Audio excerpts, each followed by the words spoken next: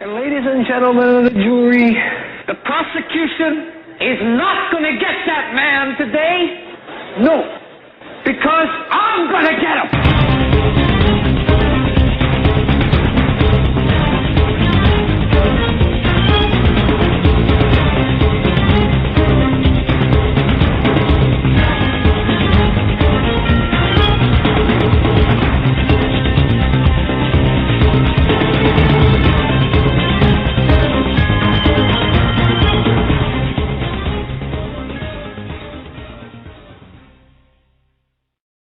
This is the Hagmann and Hagmann Report for today. It is Friday, May 31st, 2013. I'm Doug Hagmann. With me is my co-host, my son. I'm proud to say my son. You know, it's great when you can say that. When you're proud of a family member, it's great. I'm proud to say my son, Joe Hagmann. Together, we are the Hagmann and Hagmann Report. And folks, you're about to hear a fantastic 3-hour show today. For the first hour, we're going to delve into some important news and topics. The second hour, we've got a very, very special guest. Folks, you cannot miss the second and third hours.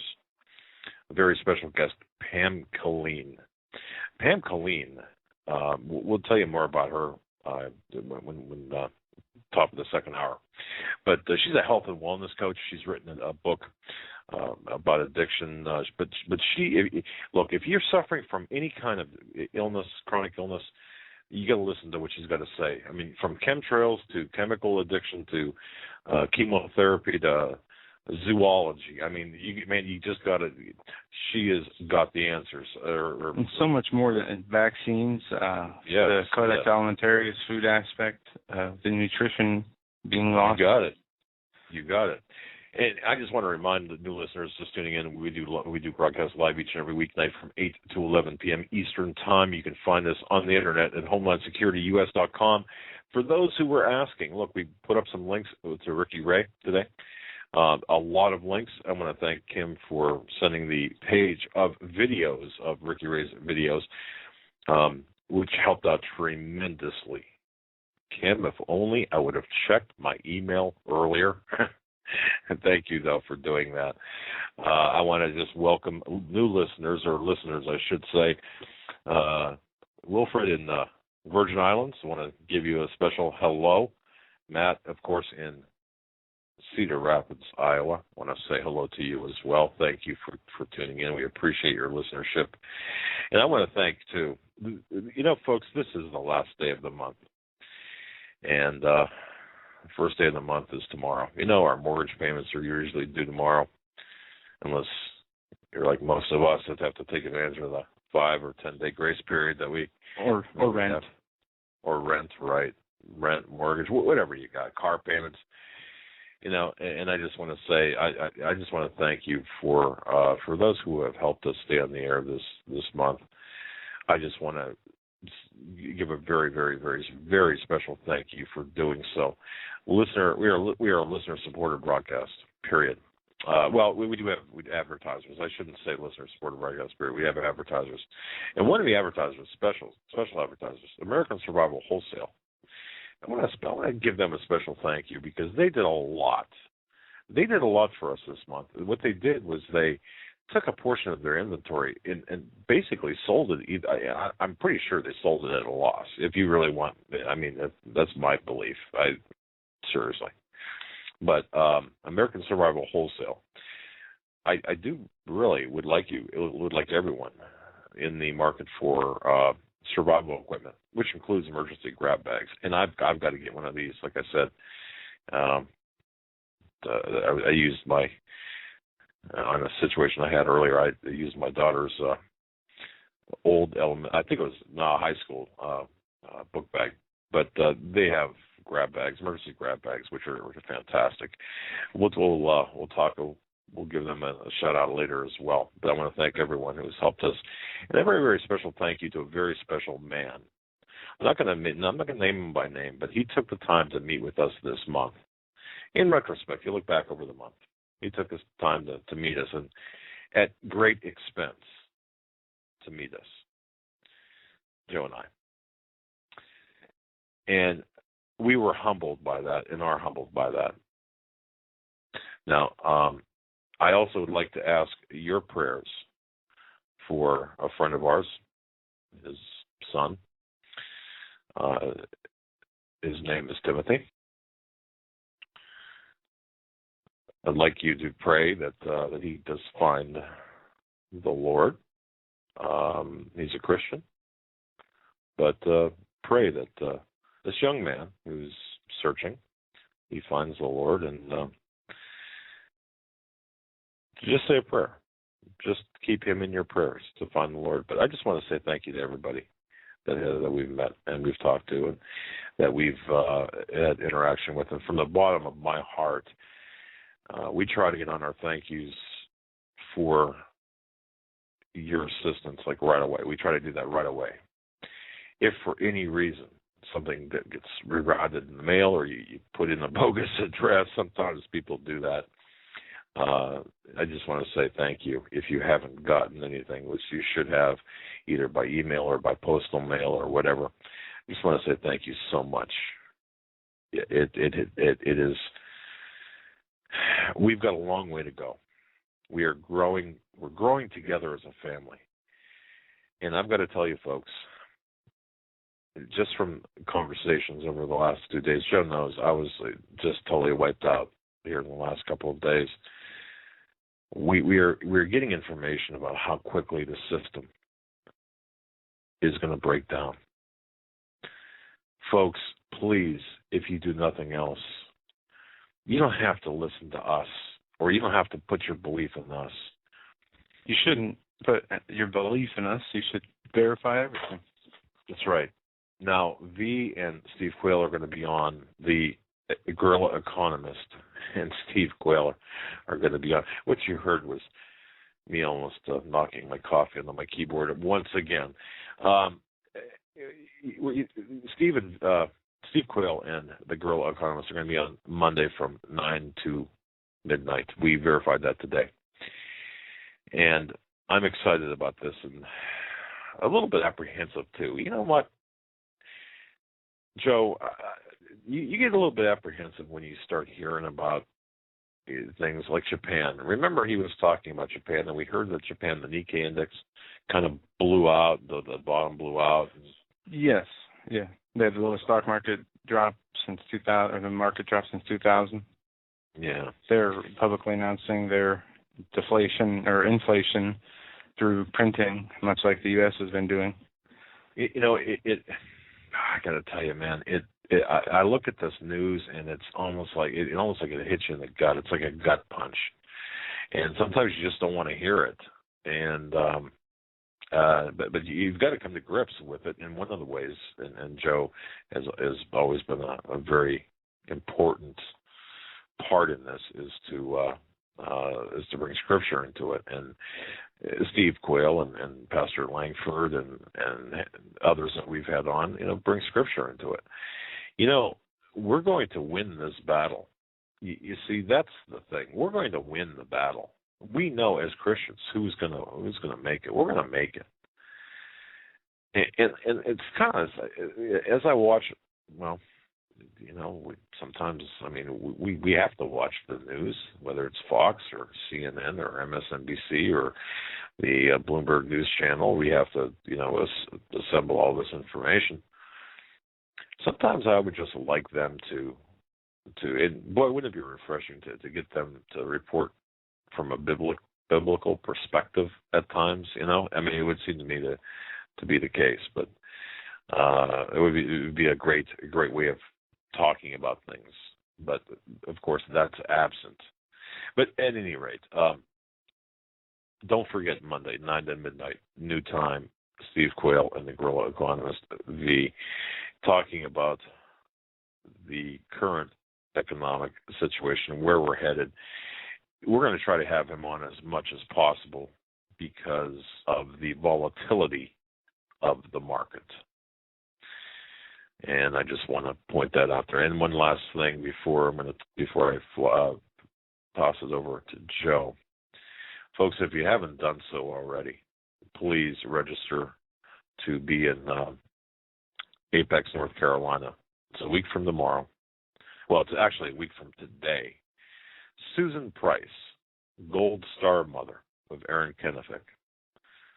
who was executed at the Battle of Ganjgal in Afghanistan, is going to be speaking. We're going to be speaking as well. That's June 7th through the 9th, 2013. Next Friday, Saturday, Sunday, we'll be there Saturday and Sunday at Mount Pisgah Baptist Church in Apex, North Carolina, which is just west of Raleigh, North Carolina. We'd love to meet you face to face. We'd love to sit down and have a cup of coffee with you. It would just be great to put a face with a name. And plus, our presentation, and I know Susan's presentation about things, are just going to be mind-blowing. So with that, I just want to, again, I just want to say thank you from the bottom of our hearts for a great month of May. I mean, for helping us during May. Just a great month of May of guests. I think we did pretty well with guests this month with shows. We had our share of sound issues and various other issues, but the bottom line is this: we're getting the information out. But I don't want to cut into any more of the time because we've got important news to discuss, not the least of which is the weather. Joe, weather manipulation. Yeah, there are severe thunderstorms and tornadoes developing, much like we saw the other day in Oklahoma. Some meteorologists have said that it's like the clouds were exploded in the way that they just ballooned up into the uppermost parts of the atmosphere. I think it was, 57 kilometers. Correct. And for all of you in the Oklahoma City area, I don't know exactly what counties it is in now. We were monitoring this about a half hour ago. Please stay safe, and you guys are in our prayers. And as far as weather manipulation, I don't know. I'll go back and look over the radars and what people put up on YouTube, but very troubling to see, these big tornadoes, especially both almost in the same place, the same area in Oklahoma. But weather manipulation plays a part in it. That's yet to be told, but the overall things we are seeing with the sun, the solar, solar wind, the CMEs, and the different, we know that they are spraying chemicals in the air. For what purposes exactly? I'm sure it's multi-purpose agenda, but I don't know what effects these have in total, but either way, as the Bible says, the storms are going to get worse. Everything's going to get worse from this point on. Nothing will get better, and we will enter into a time of trouble that was unlike any other.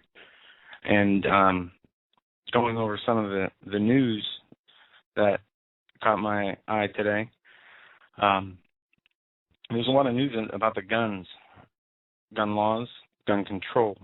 Now, I'm going to start with this. New York Mayor Bloomberg, latest target of ricin letters. This is from the 29th of May. Letters mailed to New York City Mayor Michael Bloomberg tested positive for the poison ricin, officials said Wednesday. Multiple sources that one letter contained references to the national gun control debate. How convenient, huh? Investigators told the New York Times they believe both letters were sent by the same person. The second letter was addressed to the Washington building that hosts mayors against illegal guns, a gun control lobby group Bloomberg helps lead. Now, there was, before the Boston bombings, ricin letter sent to Obama. A man was arrested. That's and correct. He was let go. Well, actually, there were two people arrested. That was right. That first guy was arrested and let go, and then the second man was arrested. But I'm going to play this clip, and the media is using this, obviously, to demonize, guess who? Gun owners, gun right activists. Electric car owners, right? Here's a clip from MSNBC. It's 2 minutes, so you can hang it now. Down to the sorting facility in Washington, D.C., based on the fact that there were two others, one sent to Mayor Bloomberg in Manhattan, the other sent to his lobbying arm of Mayors for Gun Control in D.C. Are we seeing the dark side of the pro-gun movement? Because this really muddies the debate and tries to just scare everybody into finger-pointing. It adds nothing to the actual conversation of where we need to be in talks of reform. Right, and people don't talk about it, but Roger Wicker, who's a Republican senator, conservative from Mississippi, got one of those too, and what he had done just before that was to vote to end the filibuster in the Senate on that failed gun control bill. So you're starting to see the dark side of the gun debate. The pro-gun side, or the Second Amendment side, has said, we're just peaceful gun owners. This is just about our Second Amendment rights. But the rhetoric in terms of media, in terms of online, even in terms of the NRA itself, whether it's the... That audio cut short for some reason.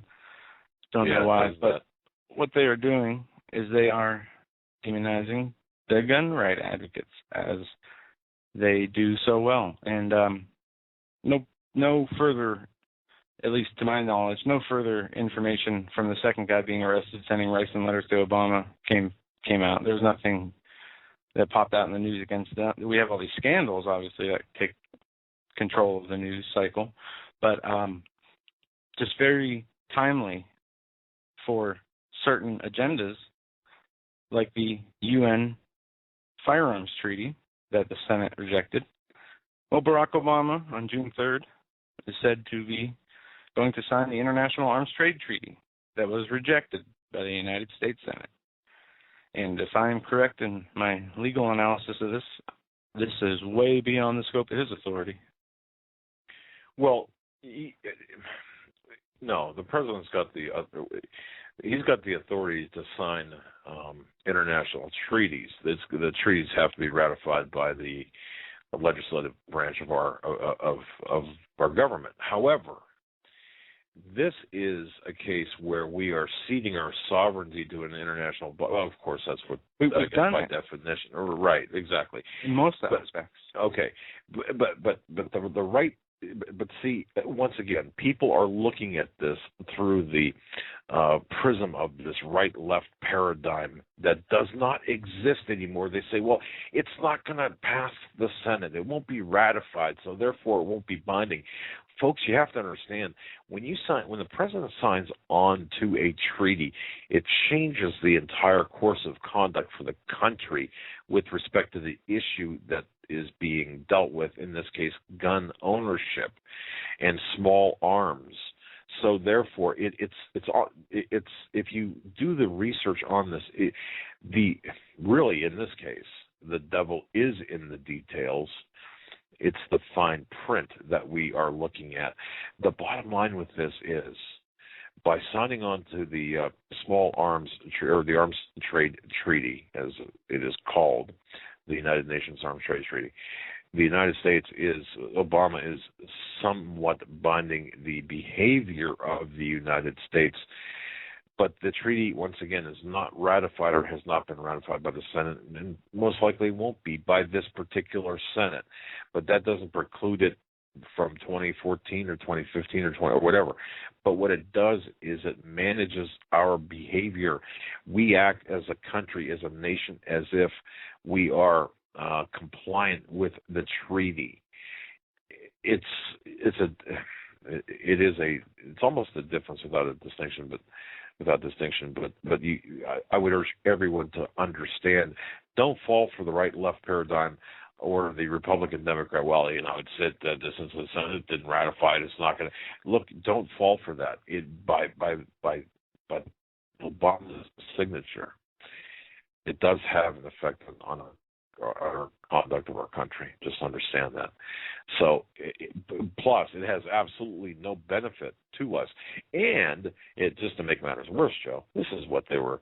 They actually signed a treaty which this country had violated via Benghazi. Yeah, and there's an article up at InfoWars covering, and also Breitbart, covering the UN treaty that Obama's set to sign. But in the InfoWars article, it goes to say this in the last part: due to the Senate's response to the treaty, Obama's signature will be symbolic at best. According to Article 2, Section 2, Clause 2 of the U.S. Constitution, the President shall have power by and with the advice and consent of the Senate to make treaties provided 2/3 of the Senate present concurs. Right. And I know that they've made laws. Half the story. They've made, the presidential directives. They've made the executive orders to circumvent the regular Constitution and the way it works, the legislative process. But, just like most things, I'm going to play this audio for you. FBI takes cues from Obama on executing potential suspects. This is very short. Remember that mysterious story about the FBI killing a young Chechen man in Florida? Well, to refresh your memory, in the wake of the Boston bombings, the FBI began to investigate Ibrahim Todashev, a 27-year-old man who had been in the same social circles as the main suspect, Tamerlan Tsarnaev. According to initial reports, the FBI went to question Todashev about his association with the bomb plot.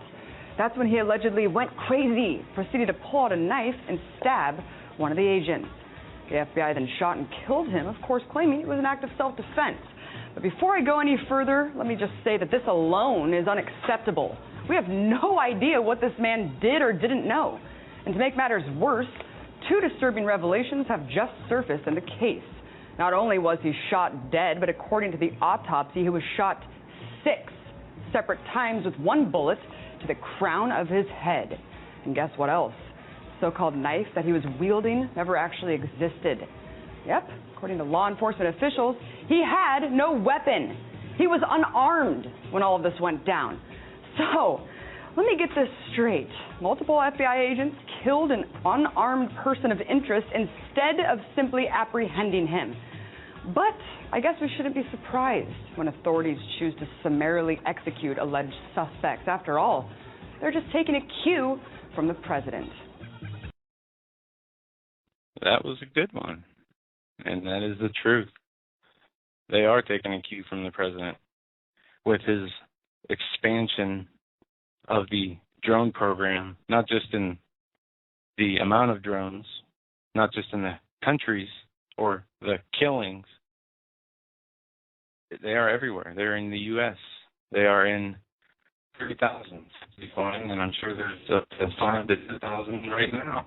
That are in the area we really don't know are up there. But this is a minute audio I didn't get to earlier. U.S. government, I had to admit, it killed 4 American citizens with drones. This is just 1 minute. Whoops. Starting off this hour, breaking news from the White House as the Obama administration formally admits to killing 4 American citizens via drone strikes. In a letter to congressional leaders, Attorney General Eric Holder wrote, quote, "Since 2009, the United States, in the conduct of U.S. counterterrorism operators against al-Qaeda and its associated forces outside of areas active hostilities, has specifically targeted and killed 1 U.S. citizen, Anwar al-Awlaki. The United States is further aware of 3 other U.S. citizens who have been killed in such U.S. counterterrorism operations." The letter went on to stress that with the other 3 killed, which included al-Awlaki's son, Abdullah Rahman al-Awlaki, Samir Khan, and Jude Mohammed, were not specifically targeted in the strikes. Well, the announcement comes a day before President Obama is set to deliver a major national security speech that many would expect would outline his counterterrorism strategy. There you have it. Okay. Ladies and gentlemen of the Hagmann and Hagmann Report, we have a few rules here, okay? For example, Google is not a verb. You understand that. So when you call in, never say, oh, I Googled it. And no, Google is not a verb. You searched it on the Internet. Or better yet, you went to a library or whatever, National Archives would be good, and you looked it up. But Google is not a verb. So with that in mind, let's have a. You know what, Joe? Let's have another rule. These drone strikes, let's call them 4th trimester and beyond birth control. What do you think? That is pretty good. Okay, because hey, 4th trimester birth control. Those are the U.S. drones, 4th trimester and beyond. Or folks, you know what? If you can adulticide. Hey, very good. Well, but then that kind of means 18 and above, right? The age of majority and above. That's so true. we know it's not limited to that. So But so anything What about above, good old-fashioned murder? Why does that matter? But you know what though? See, that makes the progressives. That doesn't do anything to the progressives. Oh, okay. You got to make the progressives kind of think, the socialists, the murderers behind it, the people pressing the buttons that go home at night. And look, I understand people in the military have jobs to do. I understand that. But we're entering into a phase now where there's this lack of moral consciousness and lack of moral compass. And sorry to interrupt. No. To do, the military having jobs to do, it includes much, much more than just following orders. Because if you're just following orders, where does it stop? If you're told to fire a drone strike on a certain area, you're the one pulling the trigger, right? You're told to strike a building, a car, whatever. Well, I'd want to know why. If I'm the one pulling the trigger, I want to see the evidence. I want to know what justifies the murder of a person from half a world away that obviously poses no imminent threat for any security reasons for the U.S. Well, but really, does the person know that for a fact? Okay, and I would defer that question to any seasoned military veteran listening to this program, and especially the ones that have either worked in, and I know you're listening out there, you just might not be able to call in, but I would defer that question to any active military veteran that is familiar with our system with drones. And the system is screwed up. I mean, I guess maybe asking for proof is a little much coming from a military personnel member taking an order. But when you're talking about children and collateral damage, I mean, there's been over 1,000 children killed by Obama when drone strikes, thousands upon thousands of civilians. And in the audio they played, they went on to say that the 4 Americans that were killed, only one was targeted. The other 3 were not targeted. And Obama went on to say in that speech they referred to that it was like very precise, their strikes, there's very minimal collateral damage. He also said they need to revise their way that they use drones to be more careful. But he said a lot more than that, too. And a lot of people clung to that one part, like the people who liked him, and said, well, see, he said we have to start putting better regulations on the drone strikes.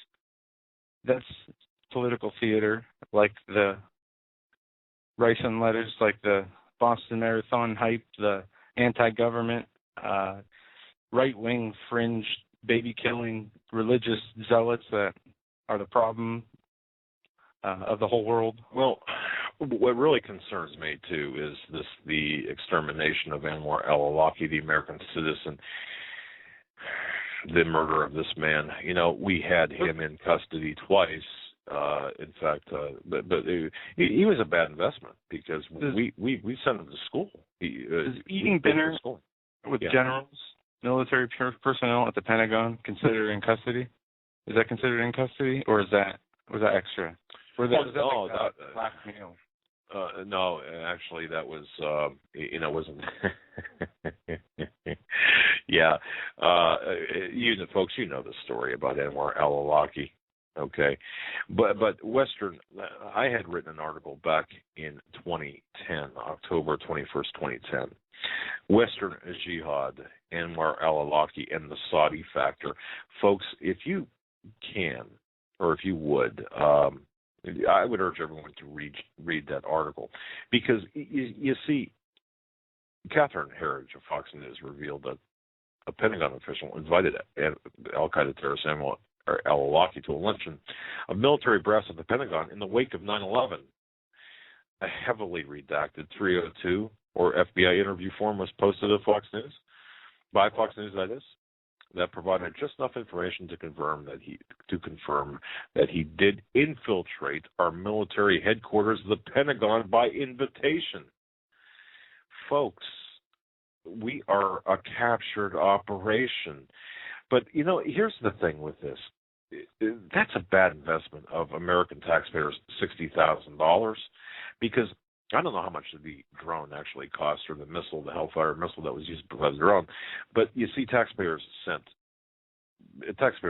paid for his schooling at Colorado State University to the tune of about $60,000 in scholarship money. Oh, by the way, he received that fraudulently from a U.S. government taxpayer-funded program. He lied on his application for a U.S. Agency for International Development grant. You might think, oh, well, that's no big deal. No, it's a big deal, because in 1990 he lied on his Social Security application and college documents for the express purpose of defrauding the U.S. government. And this is the guy that we put the drone on and put the hit on, and this is the guy at the Pentagon. So, Joe, it's very timely you bring this up. It goes well beyond that, the very nature of it goes well beyond the drone strike. Are we silencing these people? Are we silencing people that we? Is this a Star Chamber kill list that we've got? And if so, where does it stop? Think about that, folks. But I would urge everyone. In fact, what I might do, because he's back in the news, and because this is back in the news, is I might repost this. But it's Western Jihad Anwar al-Awlaki and the Saudi factor.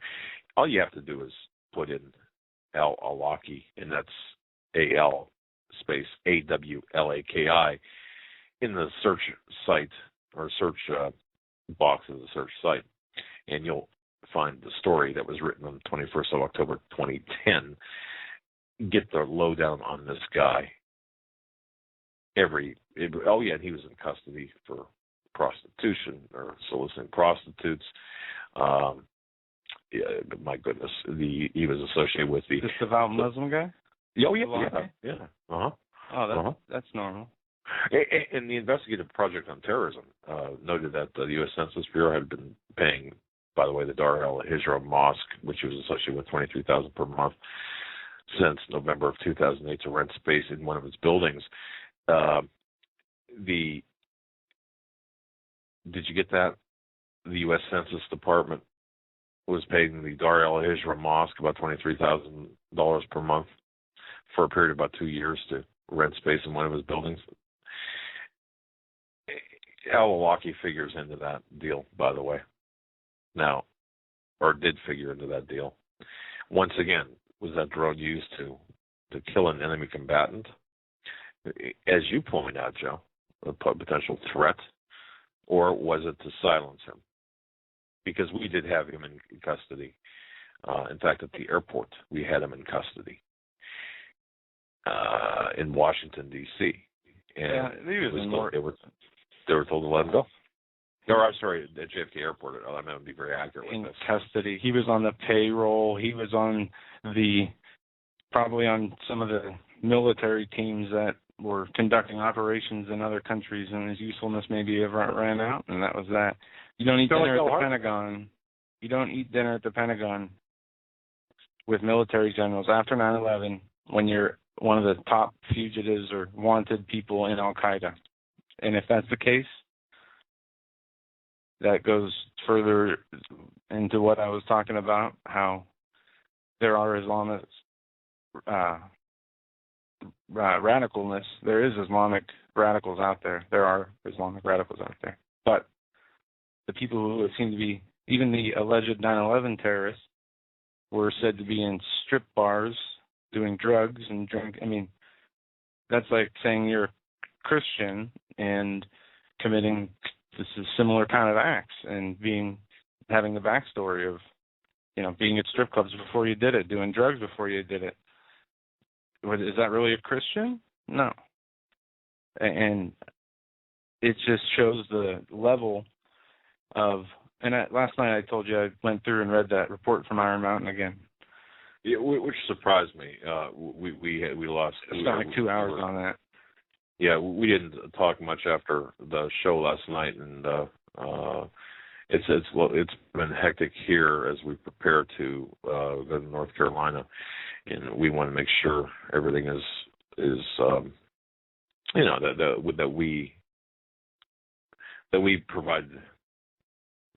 I want to say we give people their money's worth, but the seminar is free. So, you're right though. You read that Iron Mountain report, and I'm sorry. You know what? Just folks, I'll get read into the that report from Iron Mountain on another day or YouTube video because I want to give the updates here. There's 2 confirmed dead from the tornado. Apparently, there's 2 tornadoes. One heading toward Monroe or Moore, Oklahoma, the place that was devastated by the one last week. Oh, not again. And one towards Oklahoma City. This from people in the chat as they're keeping us updated from some of the live feeds. But let me tell you something. A frequent caller of this show who gives us information sometimes talked about a problem in Oklahoma today. There was an article I read from about 1 o'clock today that talked about tornadoes during rush hour in Oklahoma today, too. The North American HARP site showed there was a big circle encompassing the South and Midwest. It was huge yesterday. It was when I looked at it. Well, one of our astute listeners had written this to us, folks. Listen to this. And we did know this, at least the first part. I didn't know this until one of our listeners had told us this maybe earlier this month. But, folks, do you know that the Rothschilds own the weather.com and the Weather Channel? What about those extremely exact area tornado forecasts he writes? What about turning hurricanes to drive up oil futures? That's interesting questions to ask. Weather manipulation has been around since Vietnam, but they don't have laser satellites or HARP back then. Just want to thank you, JM, for that. Yeah, and I haven't researched to see if that's true. In fact, if they do own that through subsidiaries or whatever, but I wouldn't. It is not surprising. Yeah. It's not out of the realm. I mean, they own everything else almost in one way or another. I mean, they own the whole economy. Well, I can tell you this. I have it with 99.9% certainty based on the research I've done. There's a question about a surname that I'm having trouble reconciling with the actual Rothschild family. However, I'm fairly certain that is the case, and it's through corporations. So it's not, you're not going to be able to. I mean, you have to investigate the corporations and the that type of thing. So yeah, and back to this tornado, I want to say something here. If this tornado does hit this Moore, Oklahoma, this just is bothering me for whatever reason. The Joplin tornado. Remember, 2 years in a row, that city in Missouri was leveled by a tornado. Right. Well, this year, we didn't really have a tornado season until May, early May, middle May. And now we have a possibility, another humongous EF5 last time in Moore. I mean, we're talking in a matter of days now. I wonder statistically what the numbers are, what the probabilities of tornadoes leveling two separate towns, one a year apart, then one days apart. And I wonder if there isn't some significance in the timing of things. That's a good question, and I think that we need to know the truth about. Look, I was never a big believer in chemtrails. I never believed in chemtrails ever, and you know what? I still have this level of. There's a big question mark about chemtrails. Okay, now do I believe that spraying goes on for specific purposes? Absolutely, but do I? There's talk about a larger conspiracy here. But if the government would just simply tell the people the truth about what they are doing, we wouldn't have to talk like this. We wouldn't have these conspiracy conversations. Just tell us what you're doing. Just tell. Look, if it's chaff because we think there's an incoming alien attack, okay, fine. Let us know. But I got disconnected there. That was weird. Now my audio is bad. So what I'm going to do is you hang up and call back. Disconnect. We are having some kind of weird weather here as well, folks.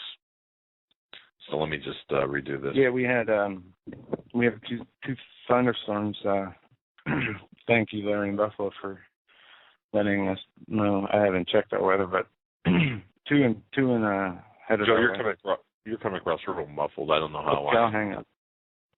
You sounded better. I'll hang up and call back. Okay, all right. Yeah, it's the weather all across the country seems to be angry, and look, I just want to know the truth, like I said about chemtrails and what have you. Well, there's one good thing to know that might let you know to keep your hopes up. You'll get the truth when you go to heaven, or when the final judgment's over. However it works, you will be shown. We'll all be shown. Anybody who's in heaven, the secrets behind their mysteries, will know how everything was done. And so there is, we will know one day the whole truth.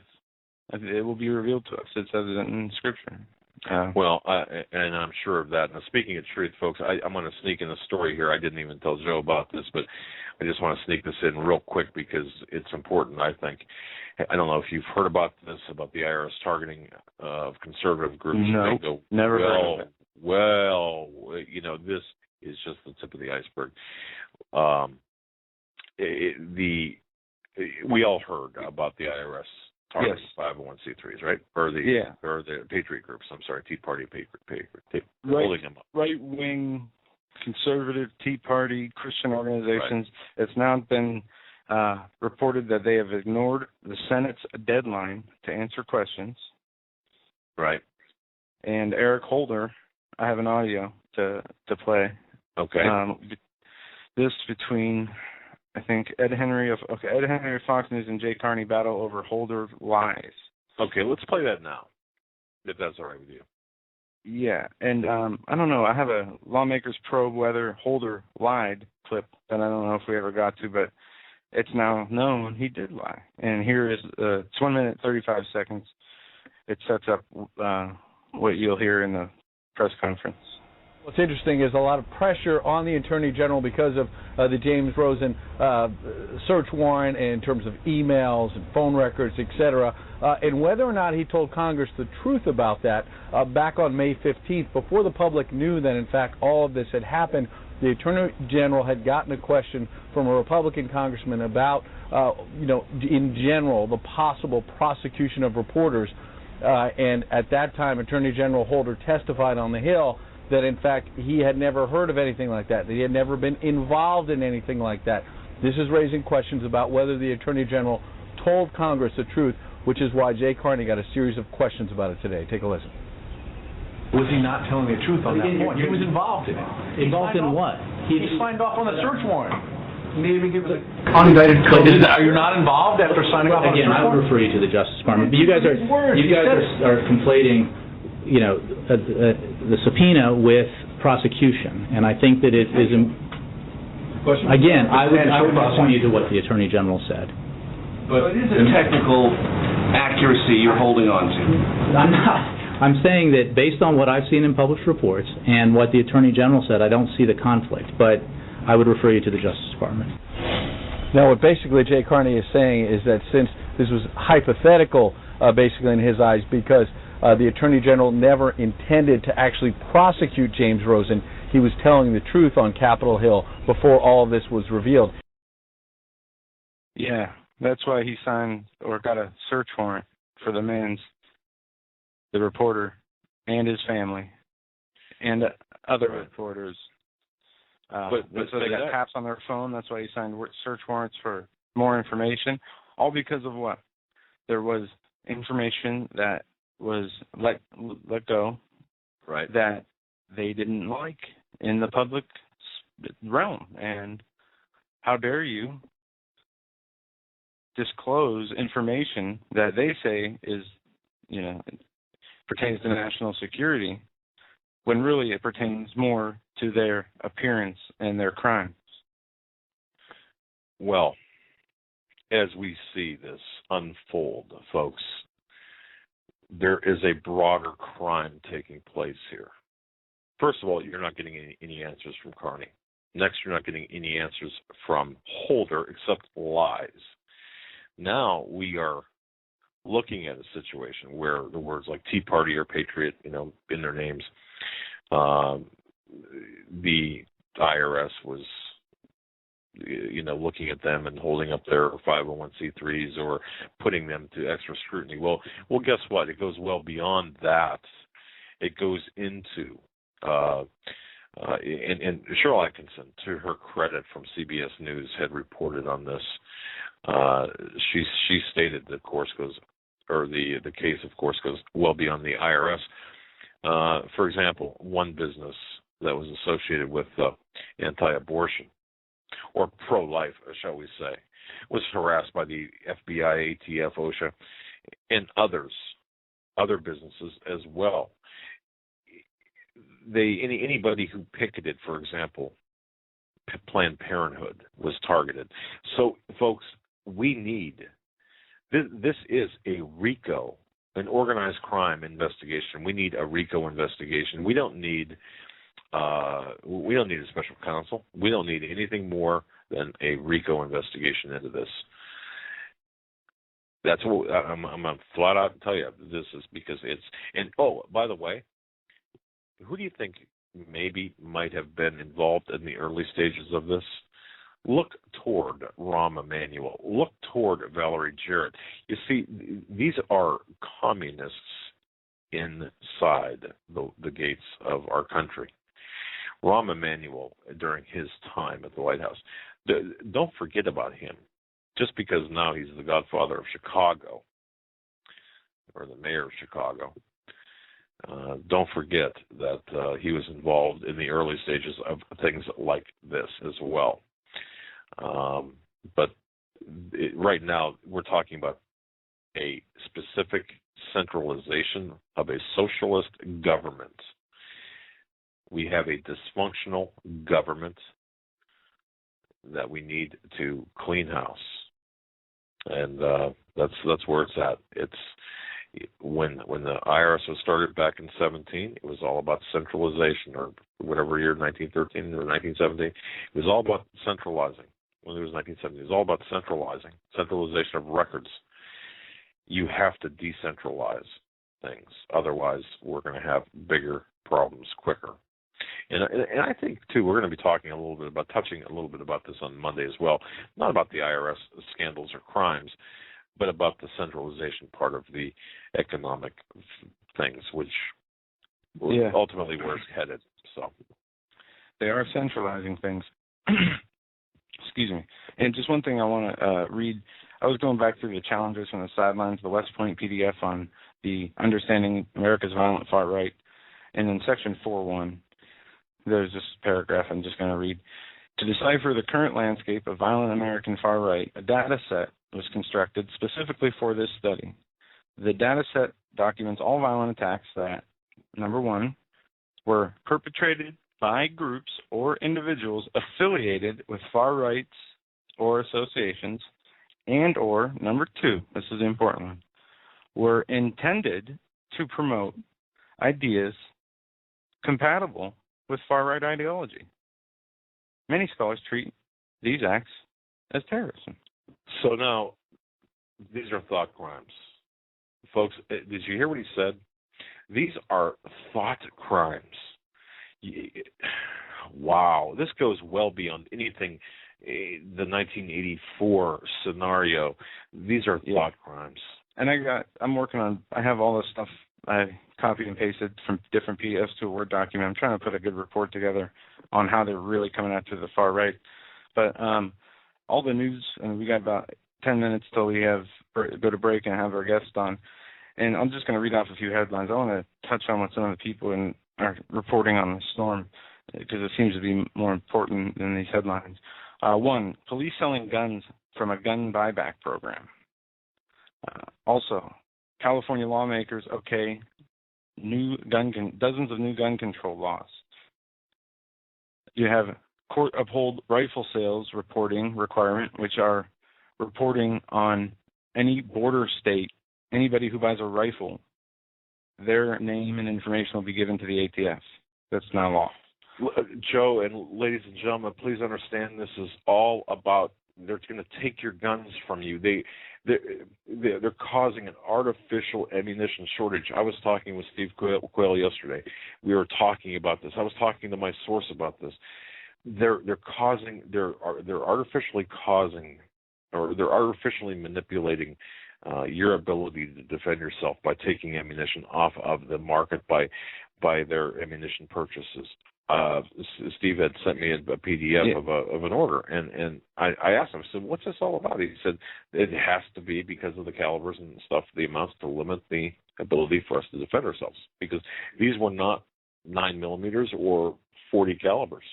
And in part of the gun control measures in California, the headline on Drudge reads, want ammo? Submit personal info and a $50 fee. California lawmakers Wednesday advanced dozens of gun control measures, including background checks for ammunition buyers, and gave an early approval tax penalty on the Boy Scouts for barring openly gay leaders. Goodness. They did a good job in California.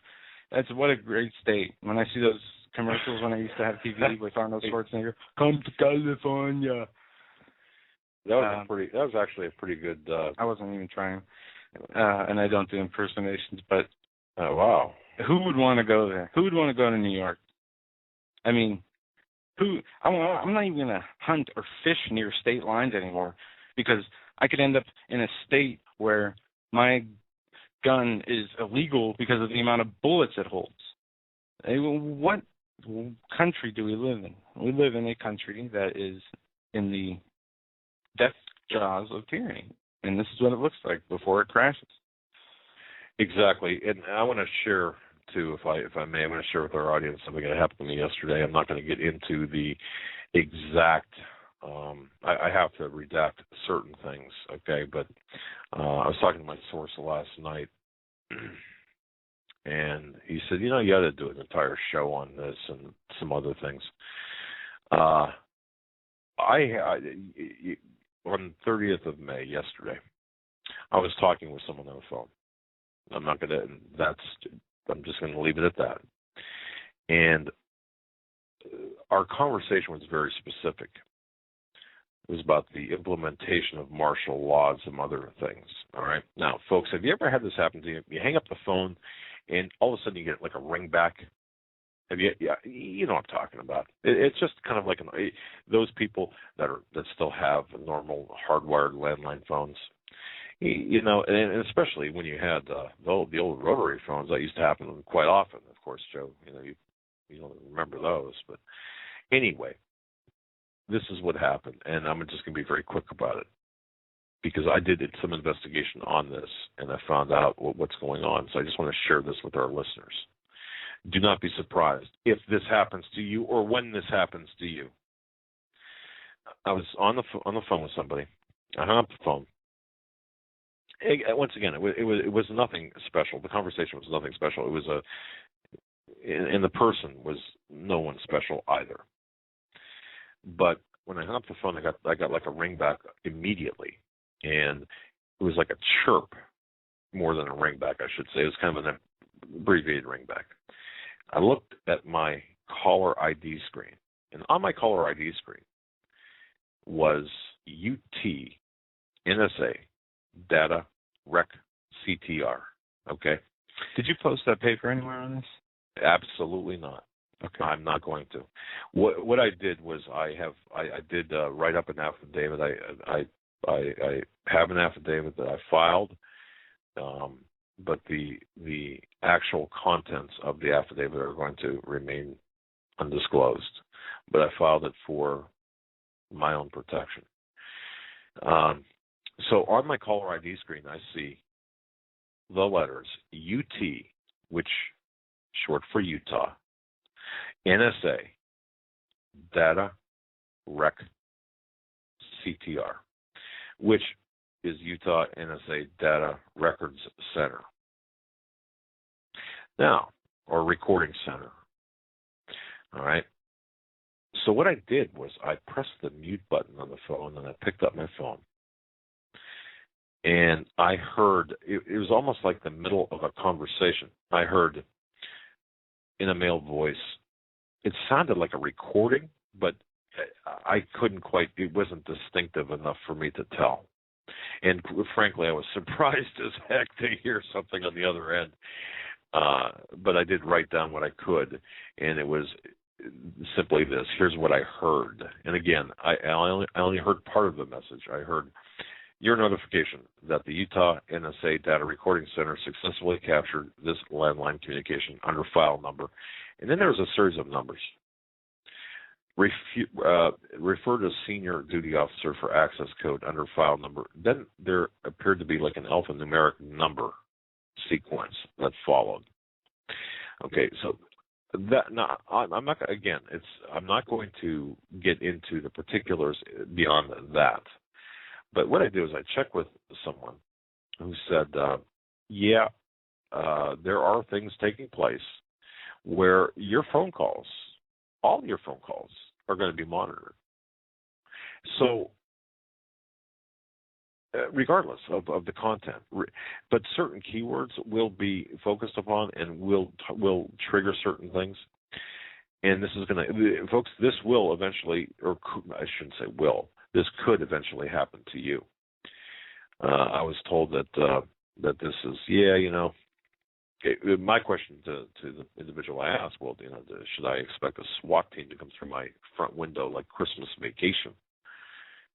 Remember that movie? Seriously, I thought that was a funny movie. Yeah.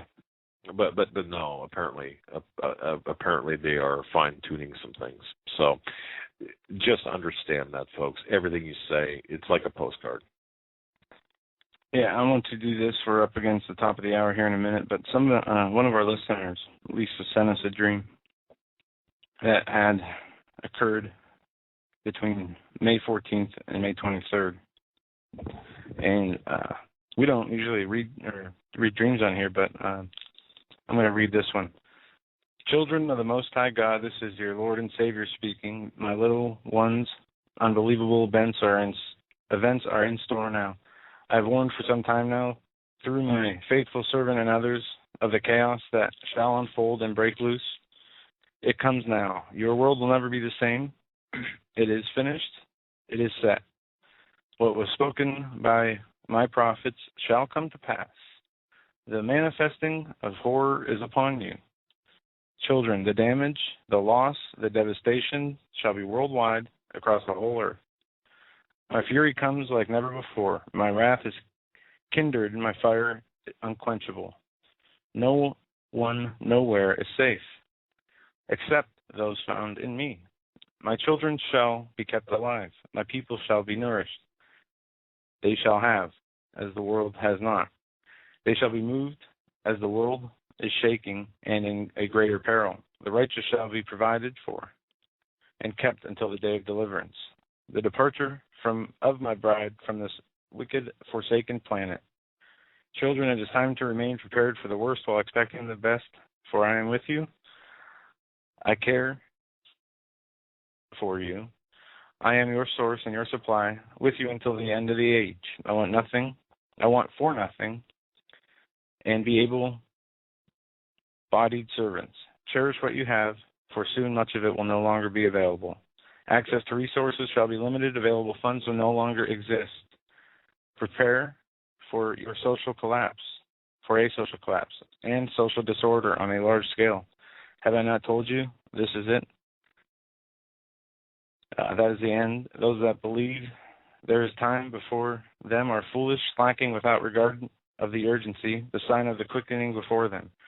Children, I have warned that this great hour of man is the last, closing now for the age of my kingdom. My reign begins. It is so, all shall come to pass. Now without fail, prepare, children, for the Dominus is before you. What lies ahead shall be trying, but you, my beloved, shall be most blessed. Do not be overcome with fear, for you, my children, are not appointed to wrath. Those of my will not meet my judgment. They are my bride, and they are wise virgins awaiting their bridegroom, who shall keep them from the destruction to come. Children, the way before you shall not be easy, but rest upon my promises. Keep the faith and know that I am the one to trust. You will learn the meaning of the statement and such a reality. Trust me, children.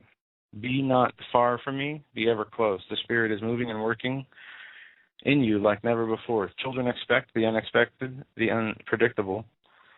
Be strong now and of good courage. The time for you to rise and shine and bring forth glory to the kingdom. My work before your labor now like never before.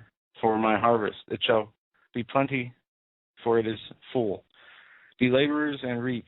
The end of all things comes. My wheat is being gathered into the barns, the tares uprooted and ready to be burned in the eternal fire.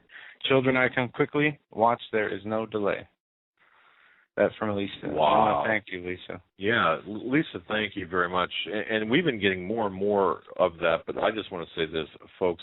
This is why we do the program, because we know as God's children, and I say that, children, as people obedient to our Father above, we know how the story ends. We know that we will have this glorious eternal life with Him. Yeah, we should post that on the site too. Yeah. But we're up against the top of the hour break. We're going to be back with Pam Colleen. What, man? Yeah, author of 2 books and a nutrition consultant. The 2 books are the what's the first title? Addiction. Yeah, The Great Bird Flu Hoax. Well, she co-authored that book. Yeah, her co-author of that book. Her new book called Addiction, and it's not just about drugs being pharmaceutical or illegal. It is in foods and water, etc. We're going to be right back with her. You're not going to want to miss this. Stay with us. You're listening to the Hagmann and Hagmann Report this Friday, May 31st, 2013.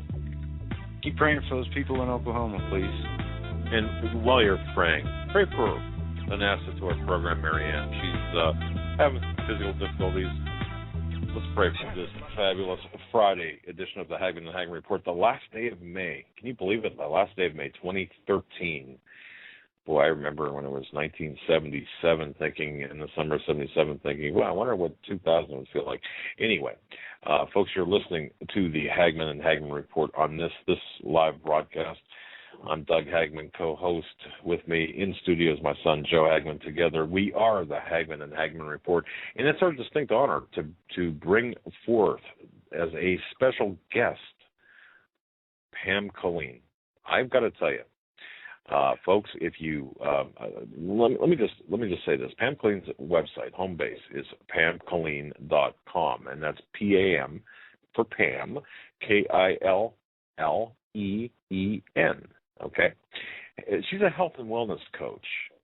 She's a nutritional consultant, and she's got a goal to help her clients achieve their wellness goals. And we're going to be talking about illnesses. We're going to be talking about various stages, various things to do with our health, our bodies. And, you know, folks, as we talk every day about the things that are to come, and we know that they're coming, well, we have to be ready both spiritually and physically. It is difficult to be physically ready if you are in poor health. And poor health, much of the time, is because of bad nutrition. Just ask my personal doctor. He'll tell you. But you know what? I'll let Pam tell you, but I was talking to her before the show for a little bit, and the things that she recommends and the food she recommends to eat, you won't be disappointed. Well, as long as there's, a double cheese and pepperoni pizza from Brooklyn, and or a margarita pizza from Brooklyn, and a can of Red Bull, and a pot of coffee, we're fine. No, none of those things, but just as good. Well, with that, let's bring on Ms. Pam Colleen from pamcolleen.com. Welcome to the Hagmann and Hagmann Report. Hi, guys. How are you? Can you hear me all right? We can. We can Lovely. indeed. Lovely. Well, thank you so much for having me on the show. Oh, it's our pleasure, Pam. You've spent a long time. First of all, let's talk about your new book, Addiction. That's out. It's available via Amazon, and it's off of your website at pamclean.com. Mm-hmm. But you co-authored a book as well, The Great Bird Flu Hoax, with Dr. Joseph Mercola, I believe it is, which is also available. Okay. That's right. That book was published in 2006, around the time of all of the hype around the bird flu hoax. And, since then we've seen the swine flu hoax, and we've seen a kind of an effort to revive the bird flu hoax over the last year as well. So they try not to let this go because it's too much of a moneymaker, of course. Of course. Well, what we're going to do here is, why don't you take us where you think our listening audience should go? We've got a pretty vast listening audience, and we know we're up against some hard times coming, and so we're going to turn you loose, if you don't mind. You tell us what you think we need to know, and we're going to jump in and ask questions as well. Sure. I think it's very, very important for your audience to know really the crux of my last book, which is Addiction, the Hidden Epidemic, and how really substance abuse is indeed our number one health problem. Most people would say that cancer, heart disease, diabetes are our number one health problems, and I'm not saying that they aren't. They truly are, but actually our number one health problem is substance abuse. In fact, there are more deaths and disabilities due to substance abuse than from any other cause. And essentially, this problem, this addiction epidemic, if you will, is costing the American economy $500 billion every year, and that doesn't include the emotional cost of this epidemic that we're seeing. Of course, all sorts of lives are being lost, but hopes and dreams and families are also dissipating as well. This is a real crisis that we're in, and in my book, I bring people back to Aldous Huxley's book, Brave New World, where he kind of foreshadowed this addiction epidemic that we're seeing right now. And in his book, Brave New World, of course, the society that is featured in that book is all taking one drug. They're all taking the drug Soma. And Soma was used in Brave New World, of course, to control the population, to turn them into, materialistic, consumeristic drones, essentially. And so what we're seeing today in the United States and in Canada as well is about 50% of the population is taking at least one prescription drug. And not all drugs are mood-altering, but still within that 50%, a significant portion of that 50% would be mood-altering drugs. And I'm only talking about the prescription drugs here. We still need to consider the other mood-altering drugs that are legal drugs like sugar and caffeine and alcohol and nicotine. There's lots and lots of abuse going on from all sorts of different camps with these mood-altering agents. So what I like to point out in my book, so that's the preface, but what we need to talk about is, because of course the companies, the dealers, whomever, they want to make money off of us. They don't want to sell less of these products. They want to sell more of these products. They want to keep us addicted. It's a money maker, right? So what we have to do, we have to find out why it is that we are not just being exploited by the people, the profiteers, if you will. We have to say, why are we being so vulnerable as to falling into this trap, right? And that has to do with something I talk about in my book. That has to do with brain starvation. Why are we so weak physically? And I'm not talking about a moral thing here. I'm not talking about a personality flaw. I'm saying that we are physically, biochemically weak. And it's this weak biochemistry that makes us want to or crave substances that balance out our mood. So I say let's deal with the problem from the get-go. I say let's find out why we have this bad mood epidemic in the first place, why we're seeing this state of brain starvation going on all around us, and why this makes people more vulnerable to this addiction epidemic that we're seeing today. Does that make sense to you guys? Yeah, it does indeed. We are investigators by profession. I've been an investigator in the private sector, working actually on behalf of insurance carriers primarily for the last quarter century. Now, So we like to get right to the heart of the problem: the who, what, when, where, why, and how, and the motives and what's going on, and naming names. The truth wherever it may lead. But you're talking about a lifestyle, essentially. It almost sounds like a lifestyle, isn't it?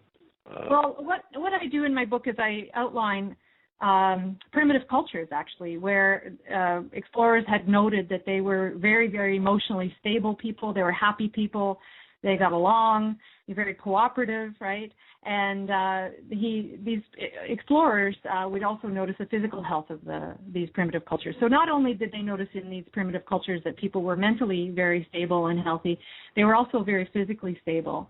And I'm talking about explorers like Dr. Weston A. Price, William Stephenson, Sir Robert McCarrison. All of these explorers traveled the world and looked at these primitive cultures and examined not just their overall physical and mental health, but also they examined the foods that they were eating that would render such radiant health. And one of the common denominators that was discovered in these cultures was the importance of animal fat in the diet. And what have we done in the last 50, 60 years is we have wrongly demonized animal fat in the diet. And it's really animal fat that is crucial for stabilizing your nervous system, fueling your brain, fueling your hormones, your neurotransmitters, and so on. So, in order to be happy, you need to be getting enough animal fat in the diet. And lo and behold, of course, since they've been demonizing animal fat and dietary cholesterol, we're sicker, fatter, and more depressed than ever before in the history of mankind. So we have a perfect storm going on right here in North America. We have this perfect storm where people are starving their nervous system, starving their brain, starving their hormones, and in this grumpy, irritable mood. And so what do they need to do to stabilize themselves? Well, they need some kind of mood-altering agent. So that's essentially what I address in my book. That's what I address in the work that I do when I'm working with clients. The bulk of my clients are struggling with everything from depression to chronic fatigue and anxiety, insomnia, addiction issues. And I get to see the cause and effect, which is wonderful. I love what I do because I get to see people get their lives back. And before they meet me and they do my program and so on, they really feel like this inner sense of dread and fatigue and depression is a permanent label that they're going to have to deal with the rest of their lives. But in fact, it's a man-made creation that's going on inside of them, and it's totally reversible. Wow. Okay. Yeah, you talk about nutritional balancing, which is the focus of your practice. Mm-hmm. Now, is that where we should start? I mean, I think yeah, we can, but I think it's really important to emphasize. There's some points I'd like to make to your audience, because I want to point out that when I'm talking about diet, I like people to understand that healthy eating is not complicated at all. And I hear all these nutrition gurus out there promoting all of these different fads, whether it's South Beach diet or whether it's vegetarian or vegan diets. I mean, these are all fads, right? And they really are not healthy. And I'm a recovering vegetarian. I used to think vegetarianism was healthy, and I now know, I was wrongly, I was duped. And I had to learn the hard way. And, I know that I made a big mistake, and most of my clients, by the time they land on my doorstep, they've been following vegetarian or vegan diets, and they collapse with chronic fatigue, depression, and other health problems. So they certainly regret having made that decision, but they pick themselves up, brush themselves off, and, move on in life. You can recover from the malnutrition from these diets. But I want to point out that healthy eating, we've lost our common sense in and around healthy eating. It's very simple to eat healthy today, as long as you can sift out all the misinformation. What makes healthy eating complicated is all the misinformation that's out there. So let's go back in history, because the only way to know whether the nutritional information you're hearing is correct is by going back in history and studying cultures that have for generations been eating a certain diet. And so if I just take you back even in the 1800s, or generally speaking before World War II, and World War II was a pivotal point in terms of our dietary history. That was the last major assault on our food supply that rendered this health crisis that we're seeing today. But before World War II, we knew through wisdom to eat 3 square meals a day. And before World War II, we also didn't suffer with animal fat phobia, cholesterol phobia, bacon phobia, red meat phobia, chicken skin phobia, gravy phobia, dairy phobia, red meat phobia, you name it. We didn't suffer from these food phobias before World War II. We knew to sit down and eat a wholesome breakfast, wholesome lunch, wholesome dinner, and we were actually pretty healthy back then. So we don't have to guess what healthy eating is. We know through historical precedents what healthy eating is. The trouble is we've been lied to big time about these foods. These foods are healthy foods. They're nutrient-dense foods. Our ancestors knew that they were healthy.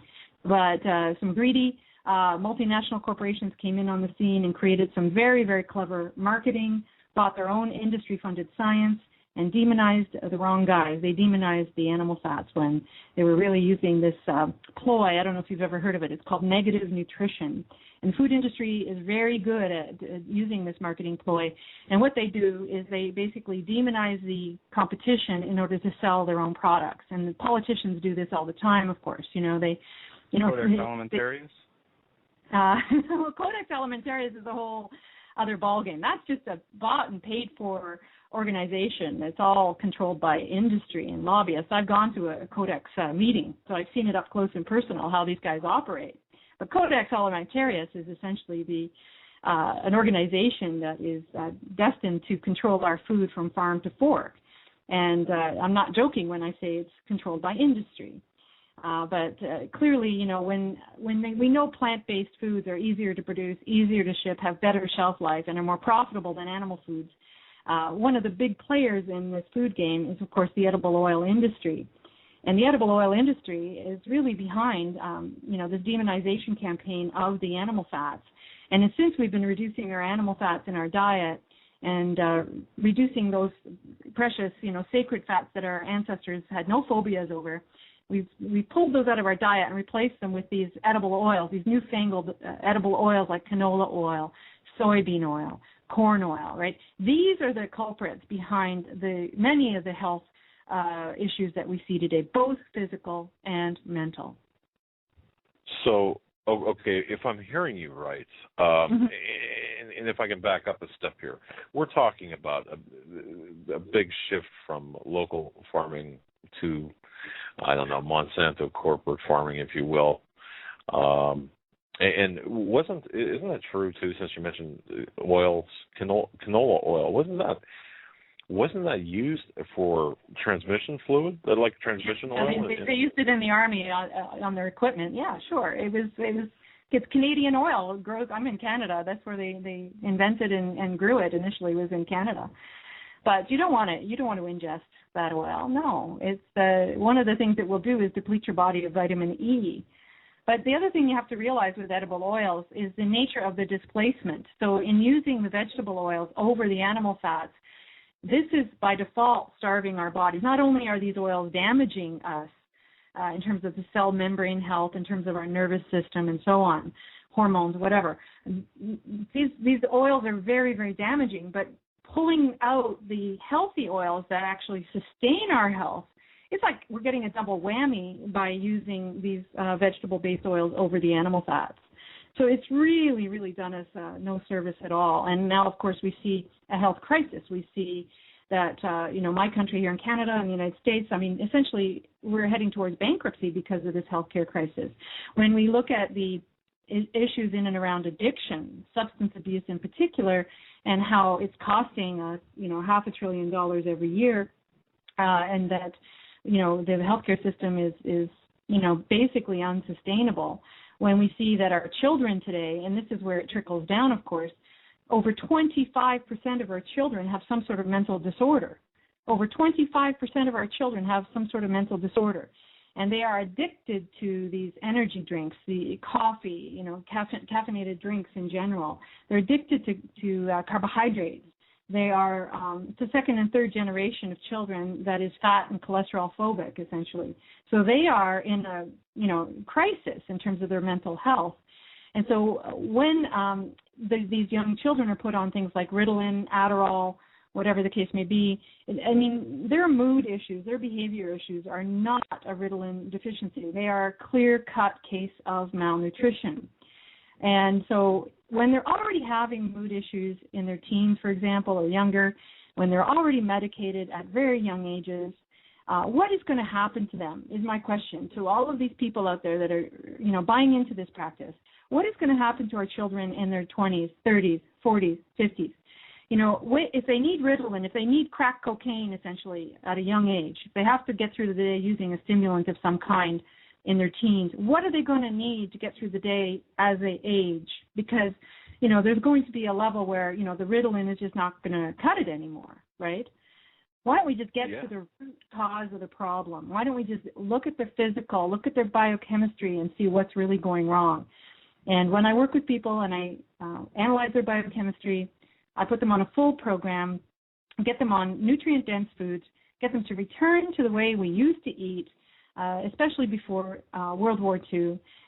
It's not scary. There's nothing intimidating about it. I know it's not sexy to go back to an old way of eating, right? People like things that are new. That's human nature. But I think we have to go back to the old-fashioned way of eating if we're going to reverse this health crisis and protect our children at the same time. Pam, if I can ask you one question, it's kind of off script and kind of out of nowhere. It's a left-handed question, if you will. I have a friend who's a funeral director, and he said to me, that his job is actually made easier because of the preservatives consumed by a lot of people. And when they die, it's kind of like a formaldehyde already in your system. Does that sound familiar? Does that sound about right? I mean, I was astounded when I heard that. If you think about that, Yeah, look at the preservatives in our food, and I've heard that same thing. It's interesting that, I've talked to people who work in that industry as well, and they've given me the same observations. When we're eating all of these foods that have loads and loads of chemicals in them, they have not studied, the FDA has not studied properly what happens when you combine these chemicals together, and what if they create Frankenstein molecules in our body, and what are they going to do to our hormones, our immune system, our nervous system, right? They're not studying the interactions of these thousands and thousands of chemicals that we're being exposed to, especially in the processed foods. And if we look back, the founding father of the FDA, what is now known as the FDA, Dr. Harvey Wiley, he actually was one of the individuals who was thinking about the consumer back then. He was very observant. He noticed that in the food industry there was a lot of corruption, a lot of diluted products, a lot of products that were incorrectly labeled, a lot of dangerous substances were being put in the food supply circa around 100 years ago. And he said, you know what, I think we need to start an organization to police these newfangled foods that were showing up on the marketplace. So he had really good intentions when he started the FDA. And what he did was, 100 years ago, is he hired about a dozen brave, heroic, healthy young men to join what was called the Poison Squad. And this Poison Squad would meet in Washington, D.C. at one of the government buildings downtown, and they would have breakfast, lunch, and dinner in this government building. That's all they were allowed to eat. They were only allowed to eat these 3 meals every day at this government building. And it was some sort of blind study. And so what they were doing with these young men is they were using additives, preservatives like copper sulfate, sodium benzoate, and they were putting it in their food to see and monitor what would happen to them when they were exposed to these additives. I mean, an incredibly insightful gentleman. Wow. Yeah. And these young men were very brave to do this, right? And so anyway, when all was said and done, of course, they noted that the young men that were exposed to the additives were the ones that developed headaches, had nausea. In other words, they had symptoms from the actual additives in the food. And so anyway, the sad story was Harvey Wiley was fired. It's a long story behind that, but at any rate, now we don't see this kind of integrity with the FDA, of course. We're all guinea pigs in this big experiment where they combine chemicals like there's no tomorrow, whether it's, sodium benzoate, copper sulfate, whether it's GMOs, aspartame, MSG, you name it, colorings, right? Thousands and thousands and thousands of chemicals in our food today, and nobody is really monitoring the side effects and I look around me and I see the side effects. So one can intellectualize this quite a bit and drive themselves crazy over it. And I say, you know what? Let's try to just focus on the solution here. What is the solution to all of the problems with regards to the additives? Well, the solution is you don't shop, especially in the middle aisles of a grocery store. Number two, what you really want to do is go for the gold standard. And the gold standard is that you go to a farmer and you get to know your farmer and his or her family, right? And you buy your food from the farm and you make the food from scratch. Wait, hang on a second. I got to stop you here. I do a lot of shopping, grocery shopping for my house, and I'm just trying to picture. What do you mean don't shop in the middle aisles? What's in the middle aisles here? Well, there are literally hundreds and hundreds of thousands of foods that line the middle aisles of a grocery store. And for the most part, what I'm talking about are these shelf-stable foods that we find lining the grocery stores. I ask people to imagine the television series Little House on the Prairie.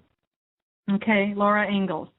And she would walk into the general store in her little town, right?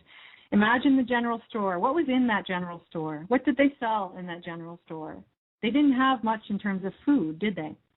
They might have had some sugar, some flour, some candy, but mostly they were selling clothing, probably gun supplies, whatever the case may be, right?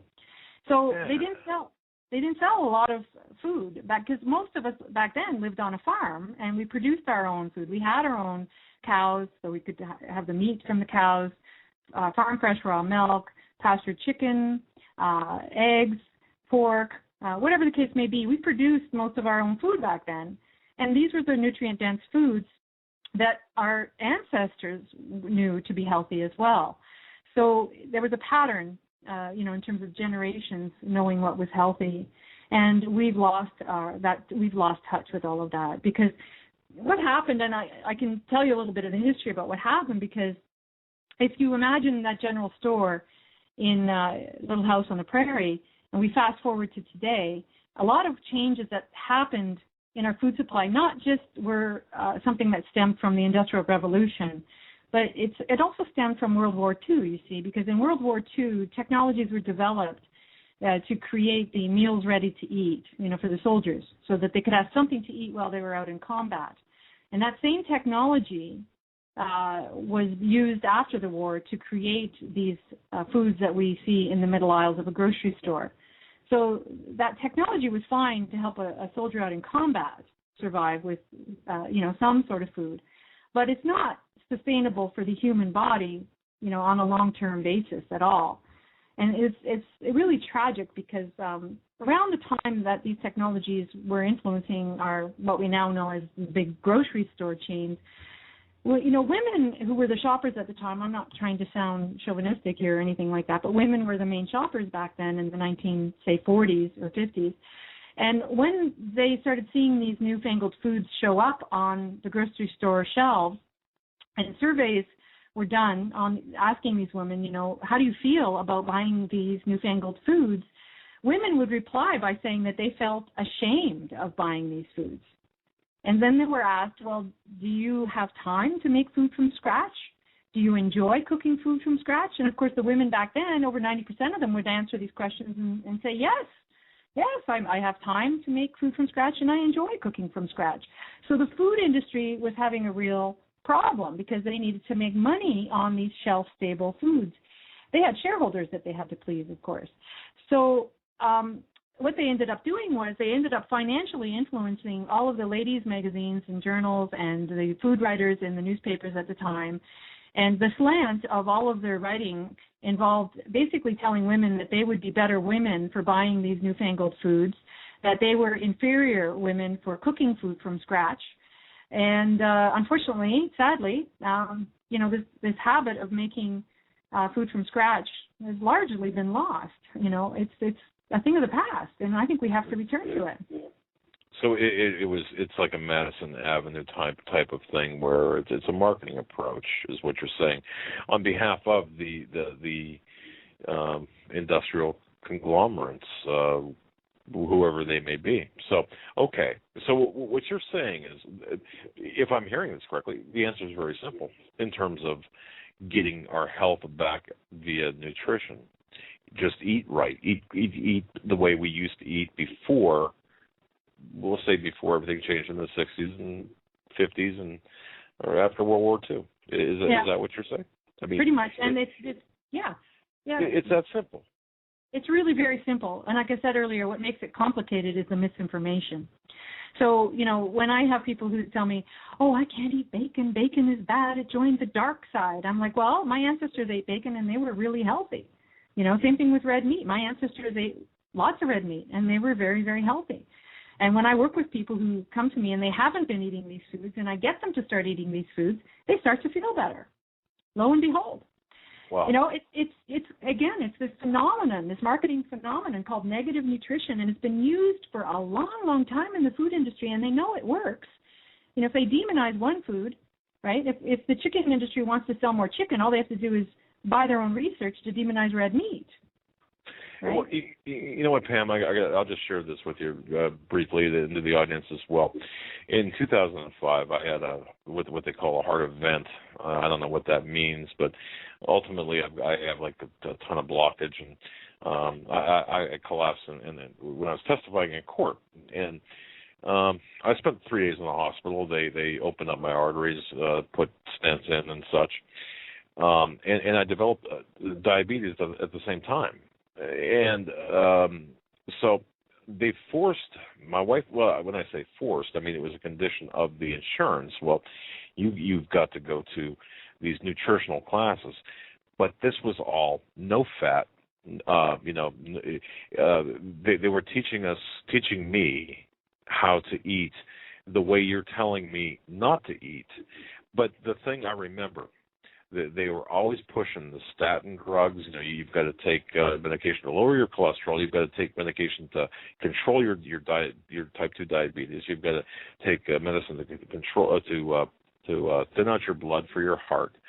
But the linchpin of all of this, every time you turn around, it was all drugs. It was all, look, you've got to take these drugs, and you've got to drink. If you drink soda, pop, whatever, it's got to be sugar-free.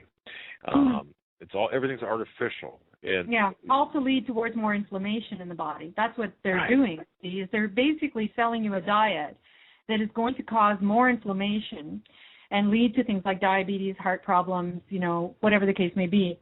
So the crux of it all is inflammation, of course. And what causes the inflammation is very simple, is that we're eating way too many plant-based foods in our diet. Way too many. And it's not, we didn't evolve on a lot of plant-based foods, right? We didn't even have refrigerated trains until the late 1800s. We didn't have refrigerated trucks until the 1940s. How on earth could we have been eating a lot of plant-based foods, right? We didn't. It's illogical, right? The last ice age ended 12,500 years ago. We didn't have greenhouses back then. Our brains are shrinking since we've been reducing our consumption of animal foods and replacing them with more plant-based foods. Our brains are actually shrinking in size. So we need animal foods. We wouldn't be humans were it not for animal foods. And so when I work with people who have severe depression, fatigue, insomnia, and so on, when they start eating more animal fat in the diet, invariably they report back to me that their symptoms start improving. I have to do a lot more work with them than that, but certainly we've got to start trying to stabilize them in their mood by getting them to eat more animal fat. Our ancestors would be rolling over in their graves if they thought we were afraid to eat butter, eggs, and red meat. They would just be out of their skulls, like just scratching their head saying, what on earth are you thinking, Just keep in mind, our ancestors didn't have to think about what they ate, right? They just knew through wisdom what to eat. And we're just thinking way too much today.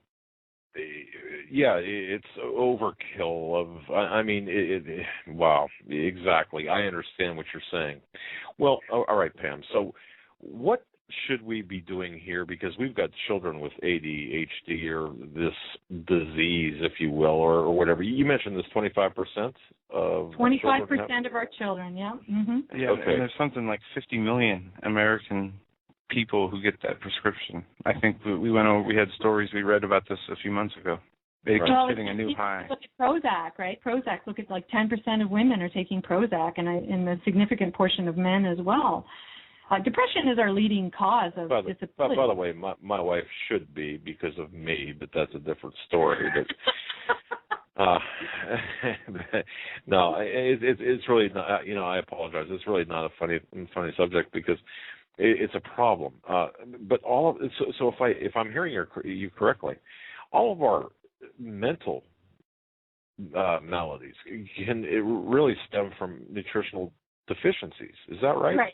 Right. So we essentially we're living in what I call in the book the fast new world. Right. We're living in a fast new world. It's synthetic. We're not really used to living at this pace, right? And because we're living at such a fast pace, right, we're neglecting diet. We're not making food from scratch. We're eating on the run. So we're not taking the same wisdom that our ancestors would have used to create nutrient-dense, healthy meals. But we're also wearing out our batteries, essentially. And by the batteries, I'm talking about the adrenal glands. And when we push our adrenal glands beyond their capacity, then a domino effect is going to happen in the body. And what that means is, and I'm going to try and simplify this because it's really quite complex, but when we wear out our batteries, the adrenal glands, this causes imbalances to go on with our minerals. And our minerals are our spark plugs, essentially. So things can't, enzymes won't work properly, hormones, neurotransmitters, all sorts of things are going to break down when minerals go out of balance. And so, and what controls the balance of minerals in the body would be your adrenal glands, okay? So they're a very precious part of the body. I can't get anybody well unless I really address the functioning of the adrenal glands, you see? And so they have to eat nutrient-dense foods because in the nutrient-dense foods that are these wonderful fatty animal foods, the fats contain what are called fat-soluble vitamins. And namely, these are recognizable names like vitamin A and vitamin D that you can really only get in animal foods. So in their properties, what they allow for is they allow us to absorb minerals, right? So if you're not eating enough animal fat in the diet, then by default, you're going to demineralize your body. You're going to throw off the balance of your minerals. But you're going to do all sorts of other things in terms of damaging the adrenal glands as well. Are there such things as good fats and bad fats? Or when you say animal fat, it's just animal fat, right? I mean, it's red meat, the fat in chicken. Food. Yeah. Okay. Yeah. All right. But you can render the fat. So you can have duck fat, goose fat, you can have lard, you can have tallow, you can have all the different fats that you would render from these animals, and they're all very, very healthy fats. In fact, cultures all around the world knew that, so they considered animal fat to be a sacred food. Well, we see when you eat lean meat, our ancestors, when they would kill an animal, they didn't eat lean meat because they knew it would make them sick, right? Because they understood the importance of the animal fat in the food. One of the things I mentioned that the animal fat will help with is the absorption of minerals. But we need the animal fat in the food in order to help absorb the protein as well. So our ancestors knew if they ate lean meat that they would get a tummy ache. So they didn't. They fed lean meat to the dogs, you see. And if they had rendered fat from a previous meal and they had a kill that was lean, they would just spread the fat on the meat to eat it to help with their digestion, you see.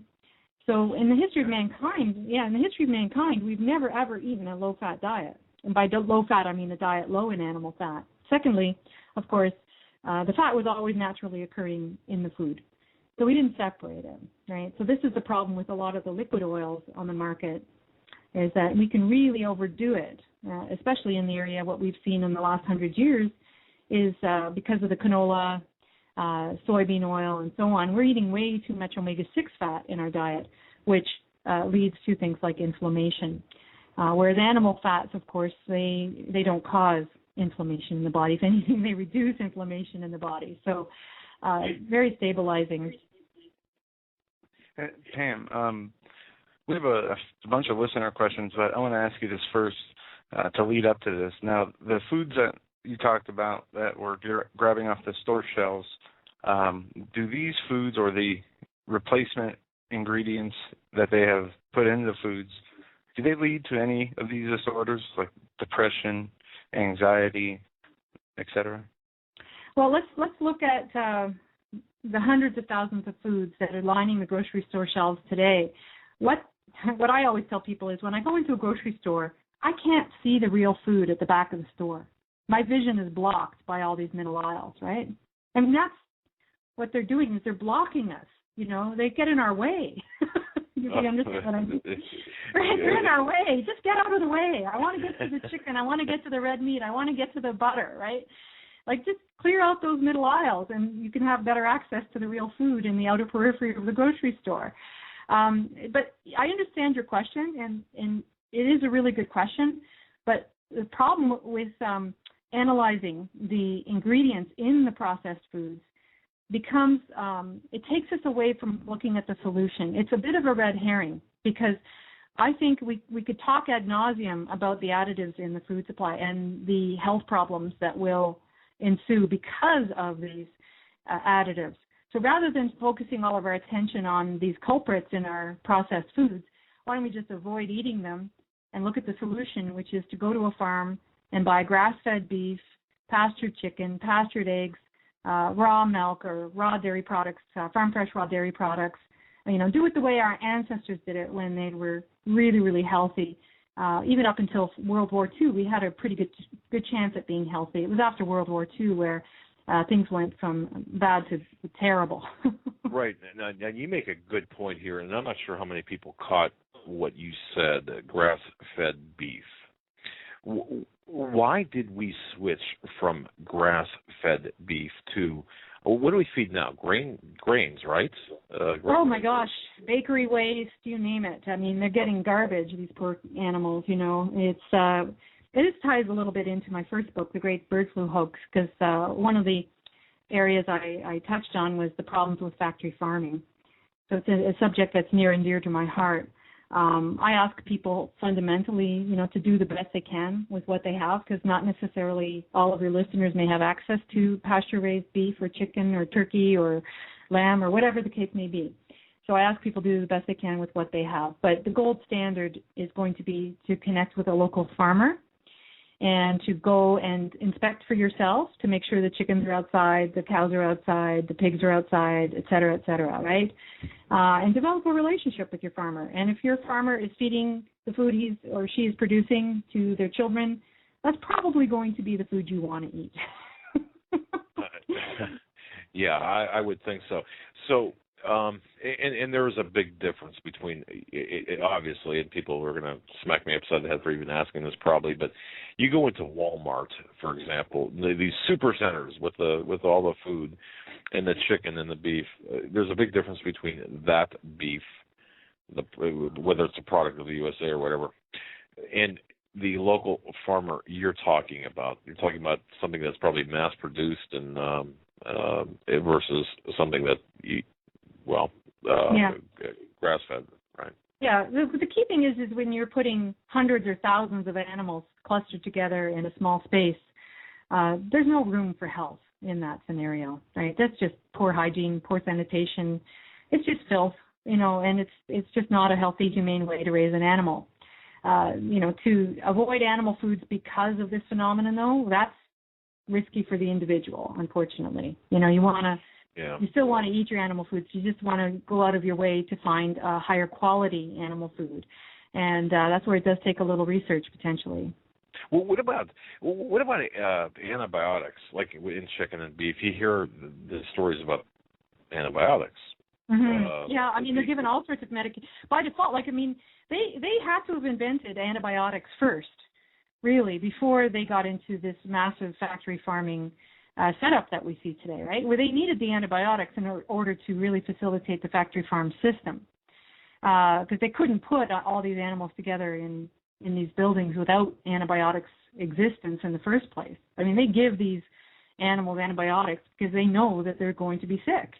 But that's no way to, you know, raise an animal, of course. And then, of course, we have to deal with the residue of the medications that the animals are on if we're eating the meat or the milk or what have you. So, you know, these operations are disasters waiting to happen. These CAFOs, you know, concentrated animal feeding operations or factory farms, I mean, they are absolute disasters. If there's going to be a famine it's going to be because of these factory farms. That's how sick these animals are in these facilities. And, you don't hear about the culling. You don't hear about how sick these animals get and how many millions of them get killed every year to try and stop the spread of disease. But let me tell you something. It's happening. And then you have to deal with the runoff from these facilities as well and the ramifications of that. These manure lagoons that are sitting outside of these facilities. And if you have a heavy rain, and there's a spill over, and what happens to your rivers and your lakes. I mean, it's absolutely, these are filthy, filthy operations.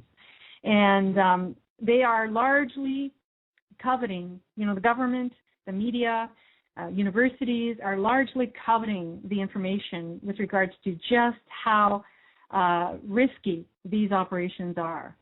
But it's terrible, the news I've seen over the years in terms of these phenomena that I was just talking about, the contamination, the spill off, the culling. They're filthy. So the solution, obviously these facilities are not going to go away overnight. I'm not suggesting that that's going to happen, but I think that one by one consumers can, within their comfort levels, start buying more and more food from local farms where they are doing humane animal husbandry. Okay, Pam, the questions from the listeners are pretty much a few I can sum up in one question. Autism and depression. Are there specific foods, diets, things that can help reverse these syndromes? I can't say enough good things about eating enough dietary cholesterol and animal fat, of course. So the two best foods for helping a little bit with autism, chronic fatigue, depression, you're going to want to make sure you're eating lots of dietary cholesterol, which means fatty animal foods, of course. Lots of things like butter, meat, eggs, right? But you also probably want to get a really good cod liver oil and start taking cod liver oil. I'm oversimplifying very complex issues because I know the biochemistry behind these conditions, and I work with these conditions on a daily basis, but I can't win at these conditions, at helping these people with these conditions, unless they're eating enough animal fat in the diet. So two of my best recommendations would be lots of butter, lots of meat, lots of eggs, cod liver oil as well is a must.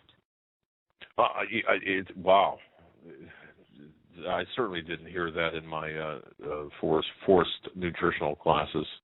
Eat a lot of butter. No, they told me don't eat more than like a pat of butter a day, and if you do, then we're going to spank you. Wow. This is a lot different than we're being told. I know. It's actually criminal what the information that's being kept from us. Criminal. Well, go ahead. We have about 8 minutes left before the break. Pam, if you want to give out information for people to contact you, you do nutritional counseling, and we talked before the show, and she was explaining the rates and the cost of the food. It's very cheap. My program. Every other thing I've seen. Yeah. You see, I was debilitated myself. I had chronic fatigue, debilitating chronic fatigue. I was diagnosed with ADD. I had multiple chemical sensitivity, so I was like, the boy in the bubble, right? I reacted to everything in the environment. I had debilitating insomnia, fibromyalgia. I was in pain like there's no tomorrow. I mean, I was very, very sick for a very long time. And I did a lot of things wrong in my quest to get myself well, but I was tenacious enough to say to myself, come hell or high water, I am going to find a solution. I'm going to get myself well, and then I'm going to find something that actually works and isn't expensive. Because, you see, when people have chronic fatigue, depression, and so on, typically they can't work. Typically they're at home in bed. So these are people who deserve to get well. They don't have a lot of money, obviously. So I'm really fortunate that I found the program that I have, because it's really not very expensive. It's just a lot of work. And it takes a good 2 years to restore one's biochemistry. So you're talking, if people work with me, I call myself Sergeant Pam.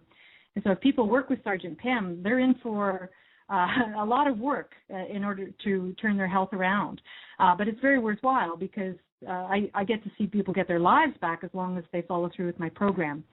So I say, really, I have no doubt that the program I use works, but will the people actually comply and be patient? That's the question. because it is a very intensive program in terms of what people have to do to get well.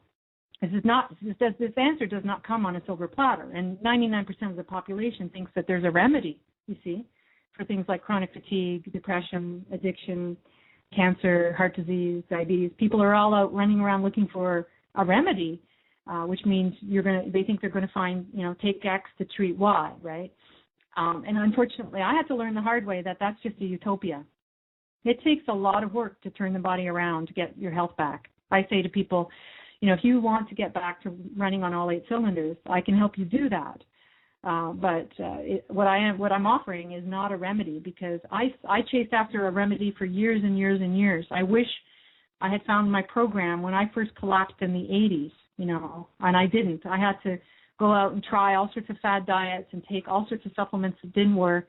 I had to do everything wrong first before I was ready to surrender to the program that I use. And my typical client, by the way, is usually sick for 10, 20, 30, 40 years, spinning their wheels, trying to find this silver bullet, and nothing seems to be working. The depression is still there, the fatigue is still there, the memory problems, the sleep problems, the hormonal problems, they just persist and get worse year after year after year, no matter what they tend to try. And then they land on my doorstep and they finally can recover. So it's just really, it's really tragic that, I wish more people could understand some very basic biochemistry, because really that's what it comes down to. If I can explain some basic biochemistry to people, and I'm doing that. Today is the last day that I'm doing a presentation with the Healthy Kids Revolution Summit. I think it's still airing for free right now. And I do a talk called Brain Boosting Foods for Kids.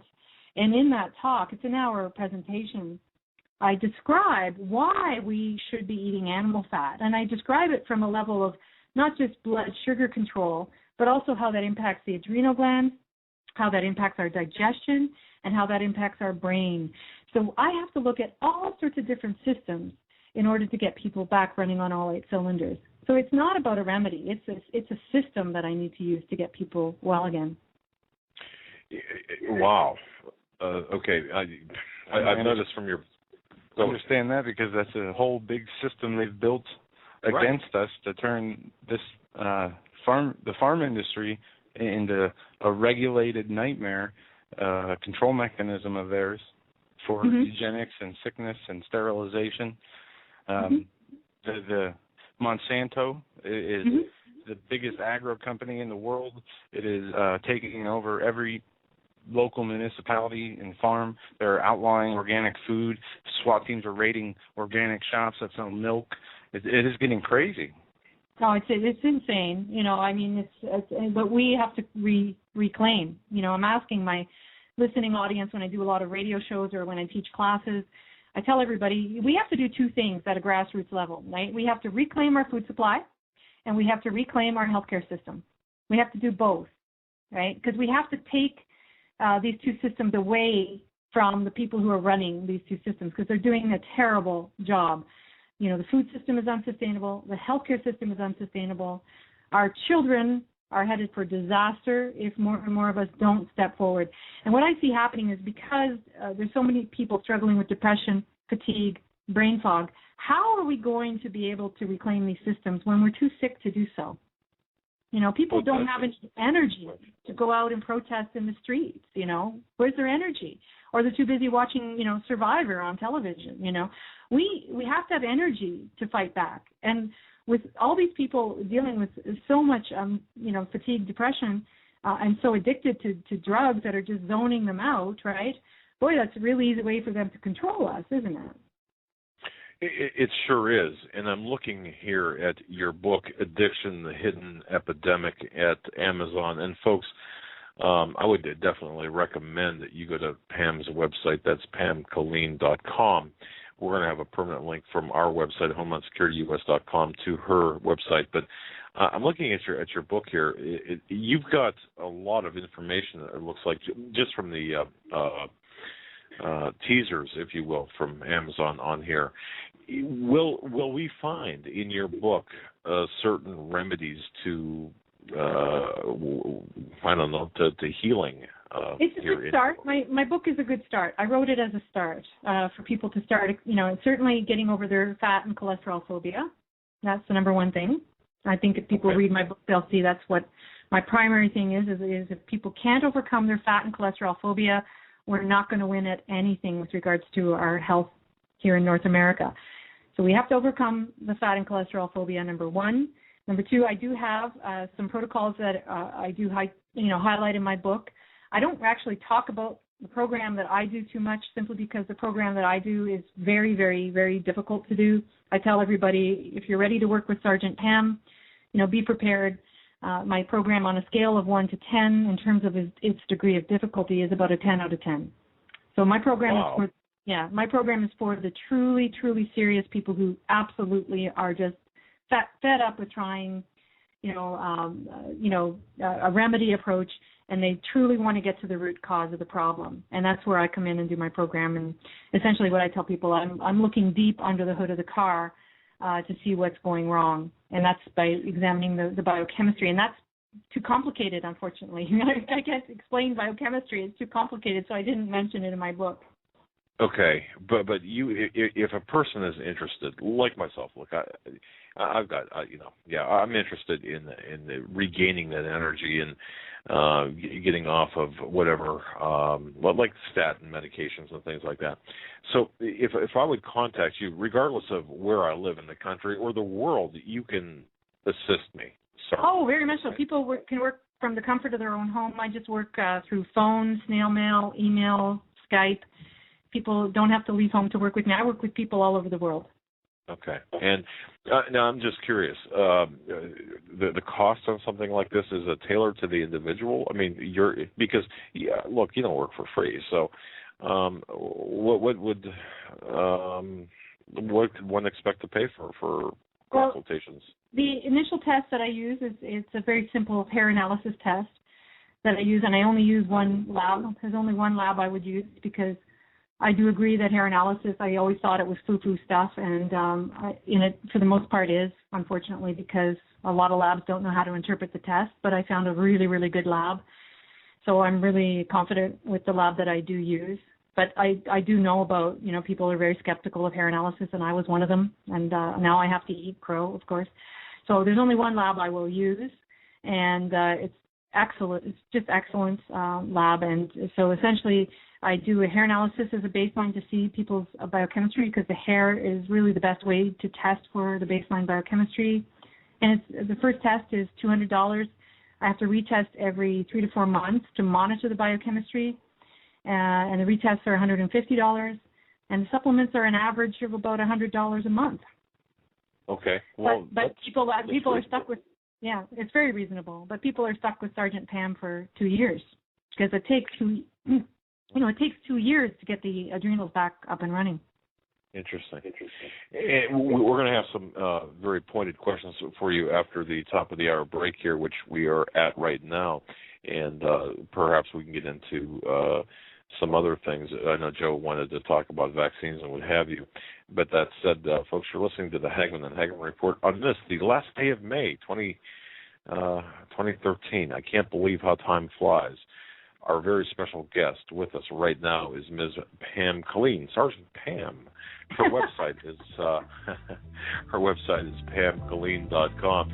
She is a health and wellness coach, and folks, we have to be physically prepared for what's coming as well as mentally and spiritually. We'll be right back after these messages. And welcome back, ladies and gentlemen, to hour number 3 of the Hagmann and Hagmann Report this Friday, May 31st, 2013. Tomorrow will be June 1st. This time continues to fly. Before we get back with our very special guest, I just want to say to keep in your prayers all those in Oklahoma who are affected or have family affected by this storm. There are terrible storms, tornadoes. I just seen a report that a mother and child were ripped out of their car on I-40 and found in the woods. So make sure we keep everybody in our prayers as these storms continue to wreck communities. And you know what, folks, we are one big family. The listeners to the Hagmann and Hagmann Report are one big family. Whether you're in New Zealand, Australia, Taiwan, Guam, wherever you're at listening to this program in the United States, we're one big family. We have you in our prayers, and let's pray together, work together, and let's just get through all of these tough times together. Know that you're not alone. Even if you are alone, you're not alone. You've got us, and we just want to say thank you again from the bottom of our hearts for listening to us and for putting your trust and faith in our program. With that, Pam, welcome back. Well, it's great to be back, and my thoughts and prayers are with everybody in Oklahoma as well. This is a real tough time for millions of people, unfortunately. Yeah, very tough. Yeah, so many different things, that one after another, we just keep getting hit, It so hard. seems that way. Mm-hmm. Yep. In the first hour, we talked about your book, Addiction. We talked about a lot of the problems with the farming industry, from the foods we eat to the mega corporations and people in the government who have cornered this prescription and animal food control market. If we can this hour, you talked about the medicines that were given to the animals, the vaccines or the drugs, antibiotics. What about the human vaccines? And back, I guess we can hit that secondly. First, the addiction book. These addictions that aren't prescription drugs, that are hardcore drugs, or addiction to foods, any of these addictions, people are hesitant, who want to stop a lot of times because they're afraid of the side effects. Do you have any remedies or good, I guess I would say, a diet plan or some kind of food intake plan that would mitigate a lot of detox? Yeah, detox remedies. Well, that's what my program addresses, actually. It's a very, very strict program, and I work with people at a cellular level in terms of restoring their biochemistry. And so when people come to me and they're addicted to nicotine, they're addicted to alcohol, they're addicted to sugar, they're addicted to caffeine, they're addicted to meth, they're addicted to whatever the case may be, prescription drugs, street drugs, I know that they have a weak biochemistry. Can you guys still hear me? Oh, yeah. Yes. Sorry, I thought something funny was going on with Skype there. So sorry about that. But at any rate, so when I see people who have an addiction, right, that tells me automatically that their biochemistry is weak. And what I do is I look at their biochemistry, I examine their balance of minerals in the body. The minerals tell me the status of the thyroid, the adrenal gland, their ability to control blood sugar. I can see the status of their digestion as well by studying their biochemistry.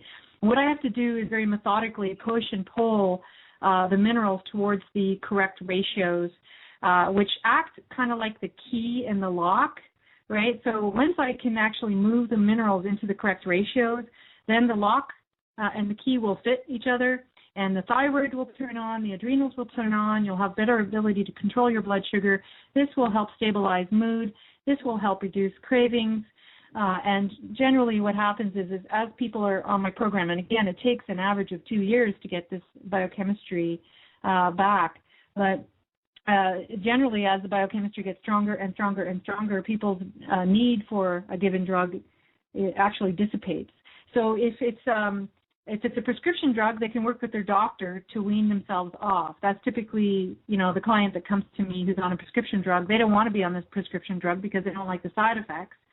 And I tell them, listen, I can't work with you at that level. I can't, work with you to take you off that drug. That's between you and your doctor, right? And obviously there's legal reasons why I can't do that and so on. So they have to work with their doctor and say to the doctor, okay, I'm doing this program, over the next 3 months, 6 months, a year, can you help me come off this drug? And that's a relationship that's the kind of conversation that goes on between the doctor and the patient. If it's other kinds of drugs, if it's street drugs, if it's drugs like sugar, or if it's alcohol, there may need to be some other intervention going on in the background with the family to help out, because I don't have that kind of service, right? I'm working long distance with people. I wish I had a facility where I could take people in and put them on my program, because it'd be nice to be able to confine people so that they didn't go out and say binge drink or something along that line. But, I see great success in people as long as they have a lot of family support, because if I'm working with somebody, for example, who has schizophrenia, and my program works really nicely with schizophrenia, but a schizophrenic is not going to make 3 square meals a day. Face it, they're not going to do it. And I can't win at this if people aren't eating a 3-square meal model. So if they're not eating enough animal fat, breakfast, lunch, and dinner, in terms of the effects of the animal fat and what it will do to stabilize the blood sugar, because essentially, what happens is people go on a blood sugar roller coaster ride because they're eating too many carbs, right, and not enough animal fat. So the blood sugar goes out of control, and this destabilizes their mood and increases things like cravings. And so that becomes a vicious cycle of addiction right there, in very simple terms. I have to get rid of things like heavy metals as well. Heavy metals are a big issue, and that, of course, has huge impact on brain and mood, behavior. And so to do that, of course, I have to use strategies to boost liver and gallbladder function, because the gallbladder is one of the main exit routes for the heavy metals. So you see a lot of people doing heavy metal detox, and unfortunately they're doing things like chelation therapy, or they're taking chlorella or cilantro, and these have very limited, if any, effects, because they're not really addressing why the heavy metals are there in the first place. And one of the reasons why the heavy metals are there in the first place is because of this breakdown with the adrenal glands, right? So the adrenal glands get weak because we're not eating enough animal fat to stabilize our adrenal glands, right? And the adrenal glands are responsible for kicking out unwanted metals from the body. And what they do is they send out a signal to the body to grab at the metals and take them to your bile. That's bile, your bile. That's what breaks down your wonderful long-chain fatty acids that are found in butter and meat, right? So the bile is a substance that actually is supposed to carry out the heavy metals from the body. And when we go on a low-fat diet, this is just a disaster for our biochemistry, because not only does that weaken the adrenal glands, it weakens our body's ability to produce bile. Bile is really behind a lot of the lack of producing enough bile is really behind a lot of the digestive distress that we're seeing today. A lot of people think they're constipated because they need more fiber in the diet, but nothing could be further from the truth, right? We need to produce bile in order to have healthy elimination. So our eye has been off the target now for at least 40 years, by looking at dietary fiber. Fiber is indigestible, and it's ridiculous that we would turn to something like dietary fiber to help our digestion, when dietary fiber in and of itself is indigestible. So we're turning to something indigestible to help our digestion. It doesn't make any sense at all. But that's, again, the power of marketing, right? What we should have been doing this entire time is looking at the consequences of reducing animal fat in the diet and how that leads to constipation, right? And so, we get fooled at so many different fronts, but in order to produce healthy bile, we need healthy fats, and the fats I'm talking about here are animal fats.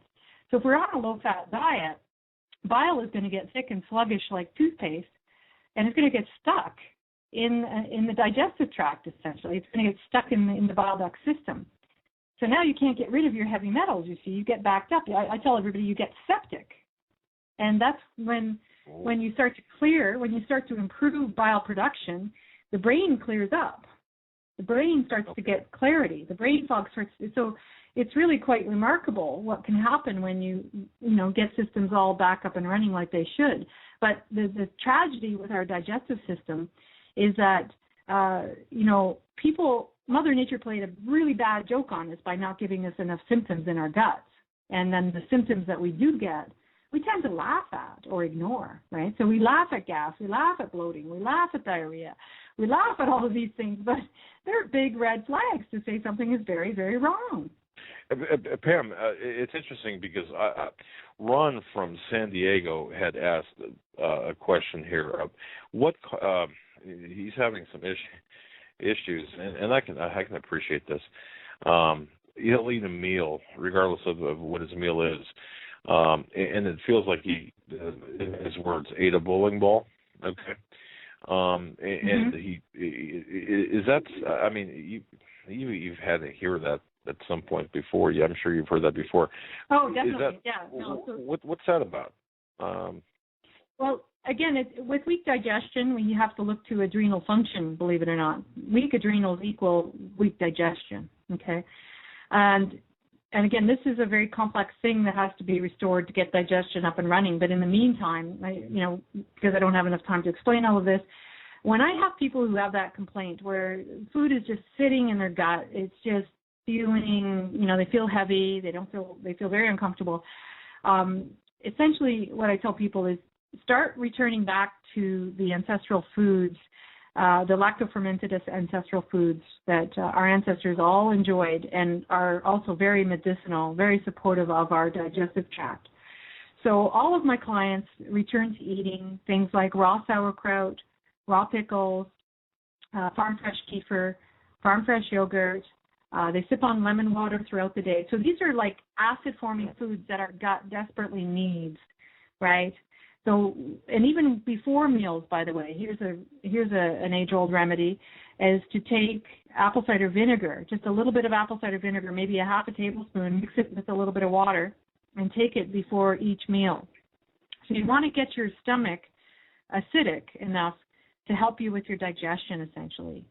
And so apple cider vinegar is a great thing you can use, to help with your digestion. But I can't say enough good about things like raw sauerkraut, raw pickles, farm fresh kefir, farm fresh yogurt. Okay. So those are all things, and I can tell you this problem is not going to probably clear up overnight. It takes time to get the digestion back up and running. One more question from Lynn from the UK wants to know, listening live, by the way, must be, I guess it's got to be pretty late there, pretty early there.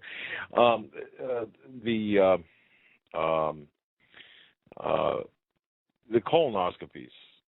I'm trying to be not graphic here. When you have a colonoscopy, they have you drink some sort of liquid to flush your system out.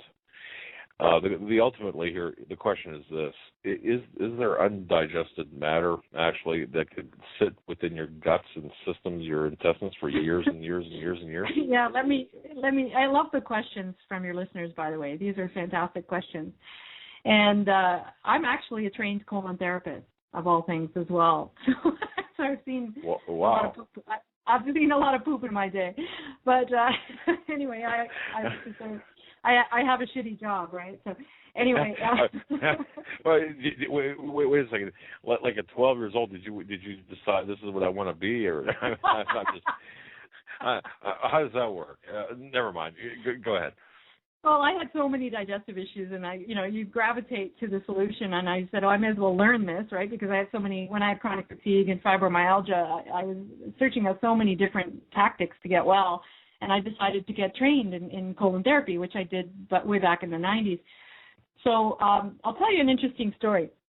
A client of mine, I don't do a lot of colonics these days. I do them occasionally, but I have a client who comes in from out of town, and his job is, he probably is going to listen to this show, but his job is to clean up dead bodies. That's what he has a business, and that's what he does as a business. He cleans up dead bodies after homicides or suicides. So he, unfortunately, like that. Yeah. Yeah, sees absolutely horrific things. And he was having a lot of digestive issues.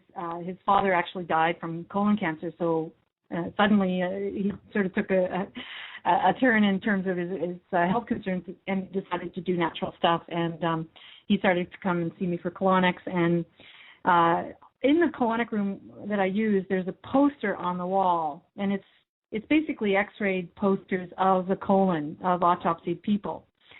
And, you can still look at these pictures and sort of be somewhat dubious or skeptical. But he came in to see me one day, and he looked at the pictures, and he says, that's what the colons look like in the dead bodies that I see. And essentially what these pictures look like are colons that are twisted, kinked, ballooned, completely distorted. And when people go in and have x-rays or colonoscopies or whatever of their colon, they know something's wrong in their gut, they can't quite figure it out. They go to the doctor, they get some sort of test done. The vast majority of the time the test is going to come back negative. And people walk out of these doctors' offices scratching their head saying, what on earth, I could swear I have something really wrong with my gut and probably something wrong with the brain at the same time, because of the gut-brain connection. But they don't get any solutions, sadly enough, from their doctors. And in the gut, like I always tell my clients, I wish I had X-ray vision to actually see, what's really going on, because, it'd be nice to know where the impacted fecal matter might be, where it's lodging, where it could be blocking, where the kinks and the twists might be, where the balloons might be, where the trapped gas might be, right? Like there's all sorts of obstacles that could be in the way. in the colon. And so, unfortunately, most of the time getting a test comes back negative, and people really need to take care of their digestion. I mean, that's where disease begins, is in the gut.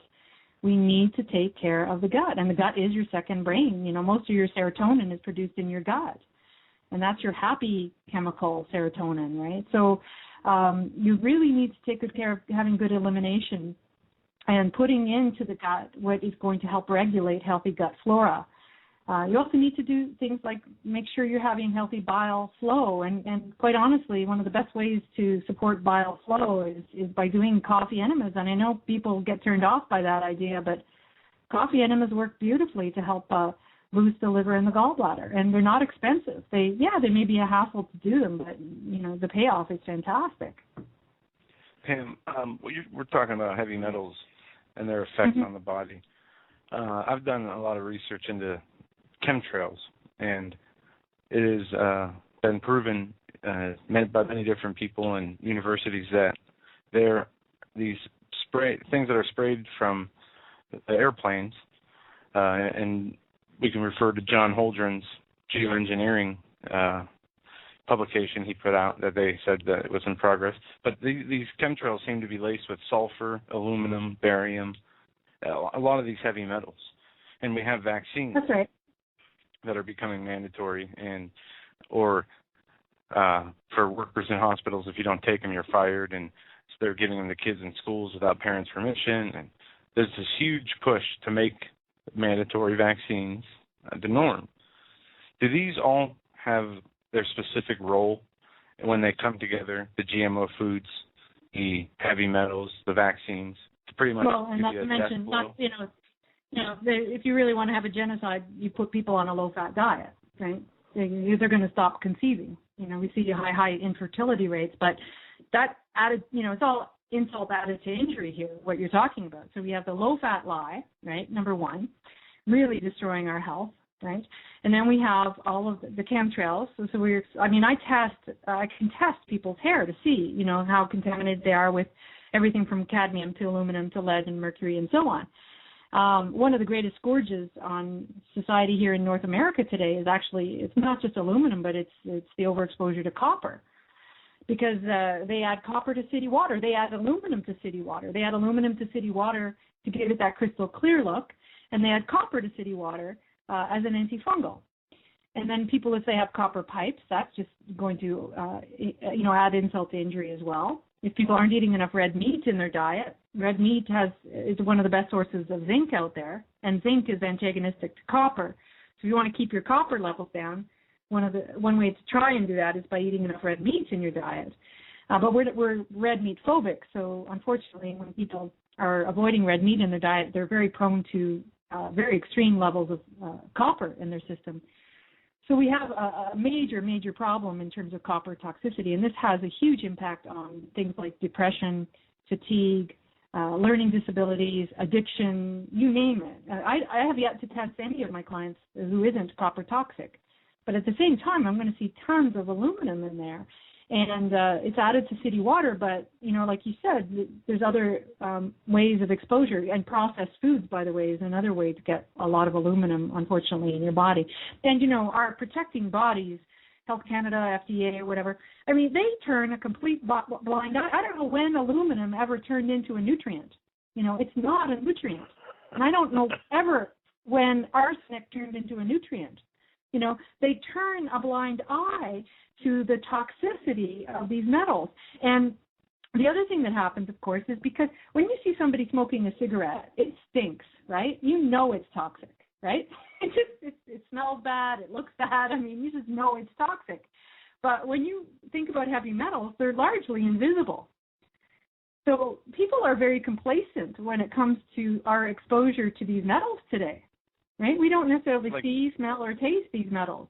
But I can test people, and I can see how toxic people are with the overexposure of metals. And you're absolutely right, Joe. I mean, we have a perfect storm going on today in terms of our exposure to metals. We've been exposed to metals since the dawn of civilization. But today we have something very different going on, something very insidious, something very criminal going on.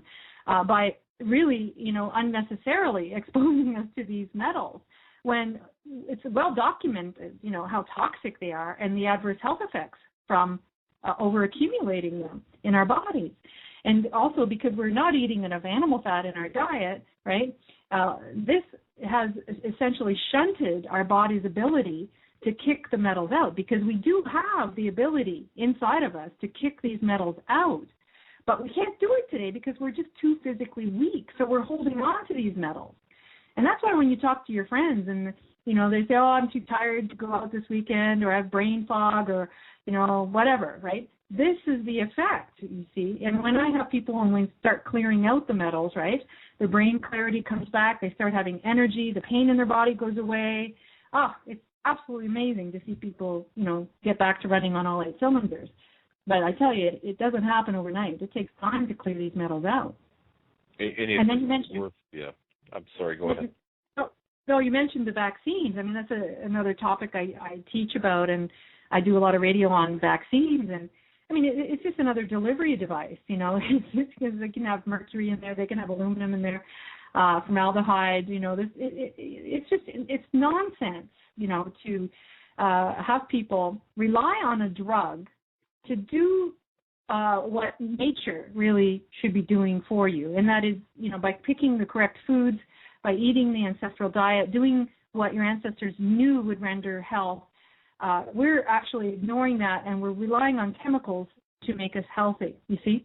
It's absolutely absurd. And so when people turn to drugs or vaccines, they become very complacent. They figure, oh, I don't need to eat healthy because the vaccine is going to do it for me, right? That's I think one of the damaging messages. Not the fact that the vaccine has lots of toxicity in it and really poor science behind it, by the way. But I think that the complacency in people is probably one of the most dangerous things that happens because of our dependence on these kinds of drugs. And then I say to people all the time, I say, keep in mind there are at least 17,000 drugs on the marketplace today. 17,000 of them. Wow. And clearly when you look around us, the claims that these drugs are making are that we're supposed to be healthy because of these drugs, and we're not healthy because of these drugs. So there's a clear disconnect going on. Well, okay, Pam, I know this is going to sound like we're going all over the board here. We've got so many people I'm getting bombarded with questions. One that is near and dear to my heart, this is from Seth from Cleveland, Ohio, asked, what about Alzheimer's, the dementia, Alzheimer's? We're seeing a marked increase in this. What's going on? Can it be reversed? Is there anything we can do? Oh, absolutely. Absolutely. It's, I suppose if somebody's in really advanced stages of Alzheimer's, I wouldn't make any promises. But I can tell you when I had chronic fatigue, and keep in mind chronic fatigue, the nickname for chronic fatigue is adult autism. So I know what autism feels like. I know what it feels like to have dementia. I couldn't remember anything when I was sick. I would read a sentence in a book, and I wouldn't remember what I just read. I'd have to read it again and again and again. I could not remember what I was reading. So I know what it feels like to have a memory problem. And mine was pretty severe, and I hope it's better now. I think I'm, knock on wood, I'm better. But essentially what Alzheimer's is actually diabetes of the brain. That's what Alzheimer's is. So really what it comes down to is eating enough animal fat to stabilize your blood sugar so you don't put yourself on a blood sugar roller coaster ride. You want to make sure that you're fueling your brain with enough saturated fat to keep your brain healthy. I mean, that's the long and the short of it, really. Wow. And okay. It's people like to complicate things, but remember remember, Alzheimer's is, the nickname for it is diabetes of the brain. What's diabetes? Diabetes is just we're eating way too many carbs. We're not eating enough animal fat. I never heard Alzheimer's described like that, but that does make perfect sense. Okay, gentleman from New Mexico, and I want to say hello. Thank you, Pat. Patrick from New Mexico wants to know, given, and again, I apologize, we're all over the board here, but 18-year-old, he's got an 18-year-old, pretty much a blank slate, if you will, of a person. what should his son or daughter eat? For example, breakfast, lunch, dinner. What would you recommend as it's just a normal diet for a healthy 18-year-old person to begin their adulthood? Normally. Well, I have lots of ideas on my website if people want to go to my website, which is justspamclean.com. So I have lots of links there for menu and meal ideas. But let me make this real simple because, again, people, unfortunately, put a lot of complicated nutritional information, and it's really not that complicated.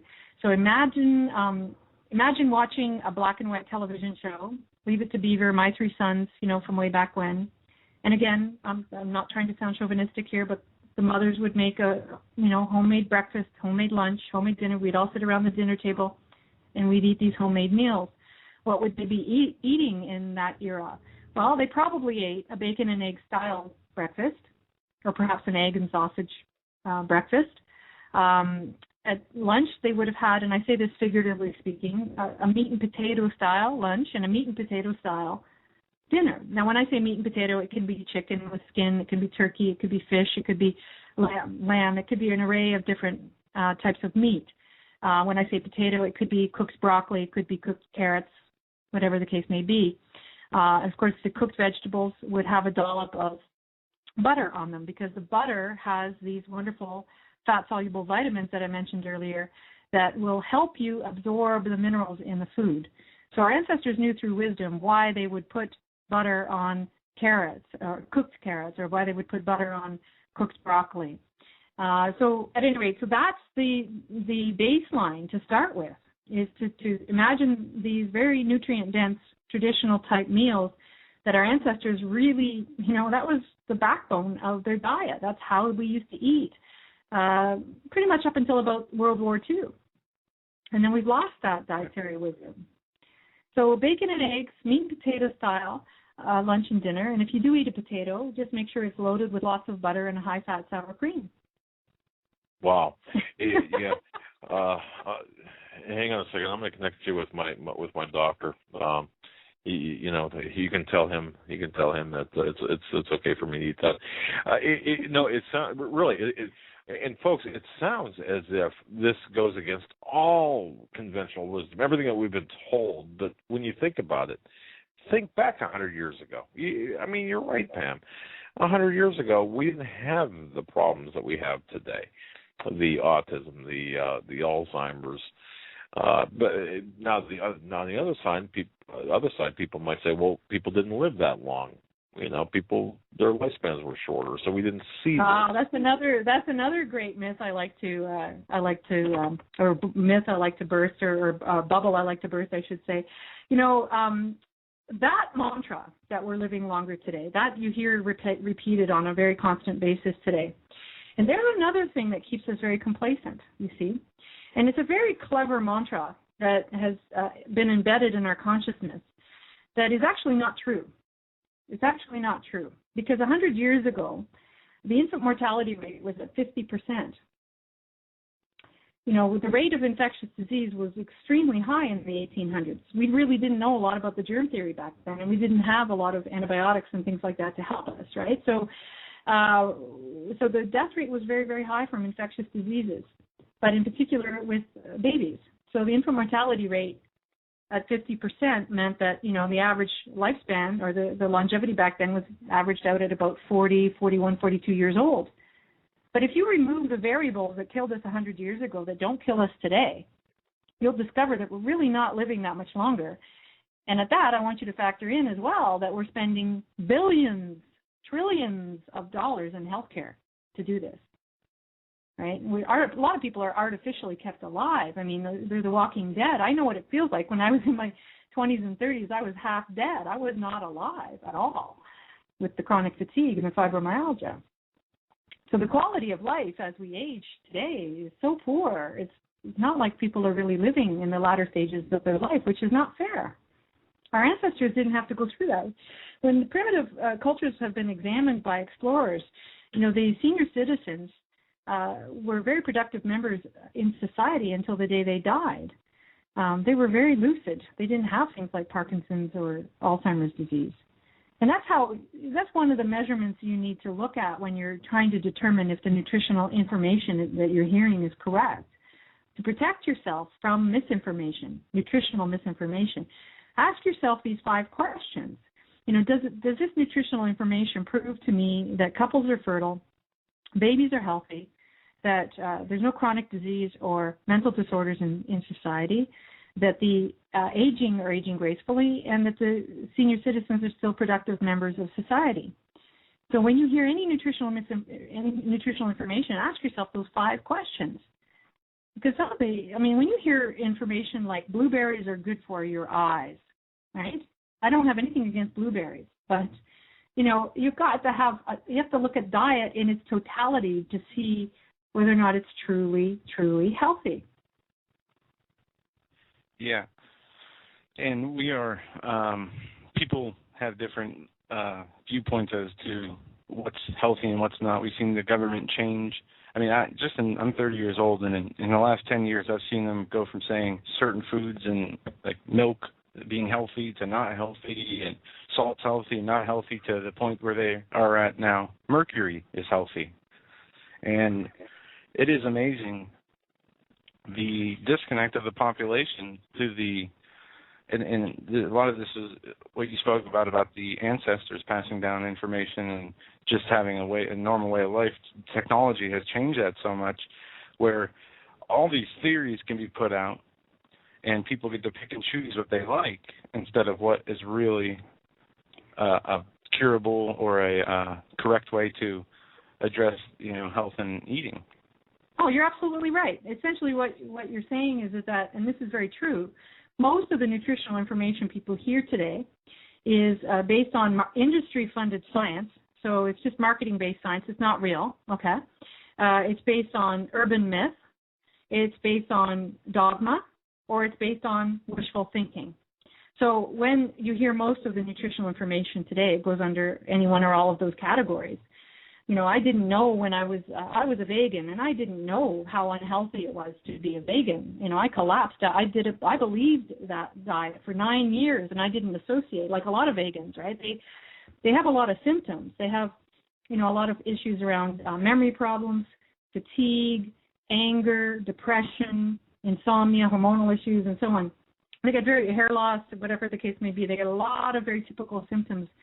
And they don't associate their symptoms with their diet, like me, because I was told the diet was so healthy, right? So I didn't know as my symptoms got worse that it was really because of the diet, you see. And I was so glad when I relinquished that diet, because I could, I could function again. But it's just tragic that so many people are following that diet thinking that it's healthy. And if they knew one simple thing about that diet, just one simple historical fact about that diet, they would not do it. I can guarantee you, because that diet was actually invented to basically curb your libido, to make you infertile, and to curb your libido, to curb lust. That was why population control. You bet. Huh. So, and vegans aren't being told that fact, but that's why it was invented. And the vegetarian diet was invented, and you go back in history and see this, right? But it was invented as a knee-jerk reaction to an overpopulation problem, right? And plant-based foods, remember what I said earlier, plant-based foods are easier to produce, easier to ship, have better shelf life, and they're more profitable than animal foods. So it's no wonder we've seen the displacement of animal foods out of our diet, especially here in North America. And replacing them with, it's essentially like saying we're displacing meat and replacing it with wheat, And now we see the consequences of this displacement in our food supply. Because in the 1800s, we were known as a land of meat eaters, I have historical records, going back into the 1800s and 1700s. I have magazines and stories and cookbooks. And you go back in history and you see what a nation of meat eaters we were back in the 1800s. But somehow or another, again, these very clever marketers came up with this whole fear-mongering campaign against red meat. And, because, chicken is easier to produce, soy is easier to produce, right? So it's no wonder they've been going after red meat for so long. I just want to say this, ladies and gentlemen. we're talking to Pam Colleen, PamColleen.com. I just visiting her website as she's talking. Go to the frequently asked questions portion of her website. Many questions that are coming in are addressed there, and it's interesting because I just saved about 15 or 20 questions from listeners. So it's PamColleen.com. Frequently asked questions there. Joe, Pam, what about geoengineering? Chemtrails and such, or geoengineering. Let's go with that. What's up with geoengineering in terms of the food diet that's going on here? Well, I have friends who are scientists who know quite a bit about that. I'm not an expert by any stretch of the imagination, but I can tell you, I have some very elite scientists who are friends of mine that are outside of the box. They're not bought and paid for by industry. And they tell me little tidbits about the geoengineering situation. Of course, they're very, very concerned about some of the experimentation that's going on. In a nutshell, I can tell you that there are watchdogs out there. I'll tell you who my friends are. It's Institute of Science and Society, and it's people like Dr. Mei-Wan Ho and her husband Peter Saunders, and my friend here in Canada, Professor Joe Cummins. And these are scientific watchdogs. And I have so much respect for them in terms of what they have done. They're Monsanto's arch enemies, by the way. If you look at their history, if you look, Dr. Mei-Wan Ho's name, Professor Joe Cummins' name, I mean, these are the people who opposed the biotechnology in the early stages of biotechnology. But they watchdog over what's happening with agriculture in general and what's happening with the geoengineering issue. And they have done some tremendous work on this subject. So I think it's probably easier if I just direct people to the Institute of Science and Society, and I can tell you that, these are real scientists. These are people who are really, really concerned about industry-funded science, because as your listeners probably already know that, science is not science anymore. It's just marketing, right? So you've got some money, you can pay for any kind of science you want. And, it's gender-driven.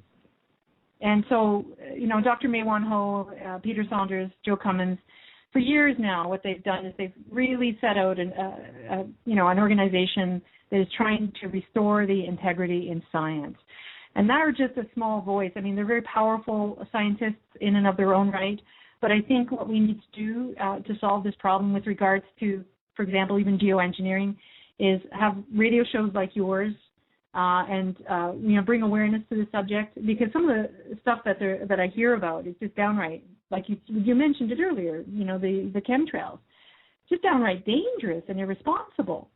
And who's out policing? Who's out doing something about it? And the politicians are so corrupt. I had Jack Abramoff on a radio show that I do. And, he's the corrupt lobbyist from Washington who's written the book Capital Punishment. And, he did his time in prison and so on. And I had him on the show, and he was on 60 Minutes as well. And when I asked him, I said, who's really running the show here? It's industry. Here he is, an insider, a former insider. And he says, no, it's not the government. It's all industry that's calling all the shots here, And I think, you guys probably cover this quite a bit on the show. But how do we? Yeah. But again, with the geoengineering, it's invisible, right? Consumers don't know what's going on, right? And then they don't, and frankly, we're not. I'm not sure we do either. Well, and that's the cleverness of the misinformation. It's just like the tar sands here in Canada. You hear one camp saying one thing, another camp saying another thing, right? That classic information war. Oh yeah. That's right. But I think we've learned through history, if you look at lead and you look at DDT and you look at thalidomide here in Canada, the disaster of thalidomide, the disaster of Vioxx, I mean, there's a track record here where the government is just simply not doing their job. Or doing it very effectively, depending on who they're listening to. Are you familiar with the Food Safety Modernization Act? Wow, yeah. In the United States. Well, you have to give me a reminder. It was passed in S510. It was passed in 2011, I think, and they are implementing it starting in June this year. Okay, yeah, and I'm not sure. You know what? I'm trying to think of what it. Sharing cleaning, owning seeds illegal. It puts food under the control of the Department of Homeland Security. Okay. And that's right. okay. I remember now. Yeah, I mean, that's the thing is that ultimately a lot of these bills are passed because they're trying to force us to buy our food in a grocery store. That's the long and the short of it, right? And you can only get one kind of chicken, one kind of meat, one kind of egg, that kind of thing, right? We're being forced to buy our food in a grocery store. It's just like I tell people, look at the movie Soylent Green, right? With the one with Charlton Heston. Now, when you watch that movie, don't just watch the movie, study the movie, right? It was out in, let's say, 1972, 1973. It's a classic. And Soylent is a company. In the movie, Soylent is a company that is a multinational corporation that controls over half of the world's food supply, right? They're calling a lot of the shots, and this is a futuristic movie. Anyway, Soylent, so soy and lentil, that's the abbreviation, what the name of the company is based on. And in this futuristic movie, everybody in the movie is forced to eat these food bars, right? They're forced, that's all that they can eat. And the masses can only eat these food bars. And then the movie is about this Soylent Green, which is the new food bar that is green, right? They had other food bars in the past, but they were like Soylent Blue or Soylent Yellow or whatever. And anyway, so in the movie itself, when you wonder what other food is available, they're only eating these green bars, right? Well, if you wanted to get meat or eggs or dairy, you had to be of the super elite rich. You had to get this food in the black market or be in the super elite rich. Okay, so essentially the nutrient-dense traditional ancestral foods become only for the rich. And the poor people are basically subjected to eating plant-based foods only, based on soy and lentil. And you see, and if you look at since the invention of agriculture, right, the rich have always been the ones who could afford the protein. The poor are the ones that buy the plant-based foods because they're cheaper. They give you the illusion that you've just eaten enough nutrition when you haven't, right? Because the plants are not going to feed our brains, right? We need the long-chain fatty acids for brain function, for hormone health, for cell membrane health, everything. We can't survive without them. I had to learn that the hard way when I was a vegan, of course. But at any rate, this is what's happening is that, they're trying to concentrate the food supply. They're trying to force us to eat what is most profitable for them. And it's not going to render health whatsoever. It's going to adversely affect our mental health, our physical health, our fertility as well. And we're seeing all this happening. I'm not making any of this up. I mean, I remember driving through big cities, 10 or 20 years ago, never hearing any ads on the radio for fertility clinics. And just in the last little while, every time I drive through a big city, I hear all these ads for fertility clinics happening. And that wasn't the case, say, 20 years ago even. No, and we saw that during our 18 months in New York City. It seemed like a saturation of advertisements for that. What is the entire society impotent? I just don't. Now I understand though. I get it. During one of the breaks, I received a phone call. This is kind of an odd question, Pam. I'm sure, however, but I'll ask it nonetheless. Our audience, I believe our audience to be one of the most educated audiences of any radio talk show. We understand that we're ahead for some pretty hard times, pretty rough times, socially, economically, biblically, of biblical proportions. One of the things that we do have on the program is the pastors who come on and say, fast and pray, fast and pray. What can we do?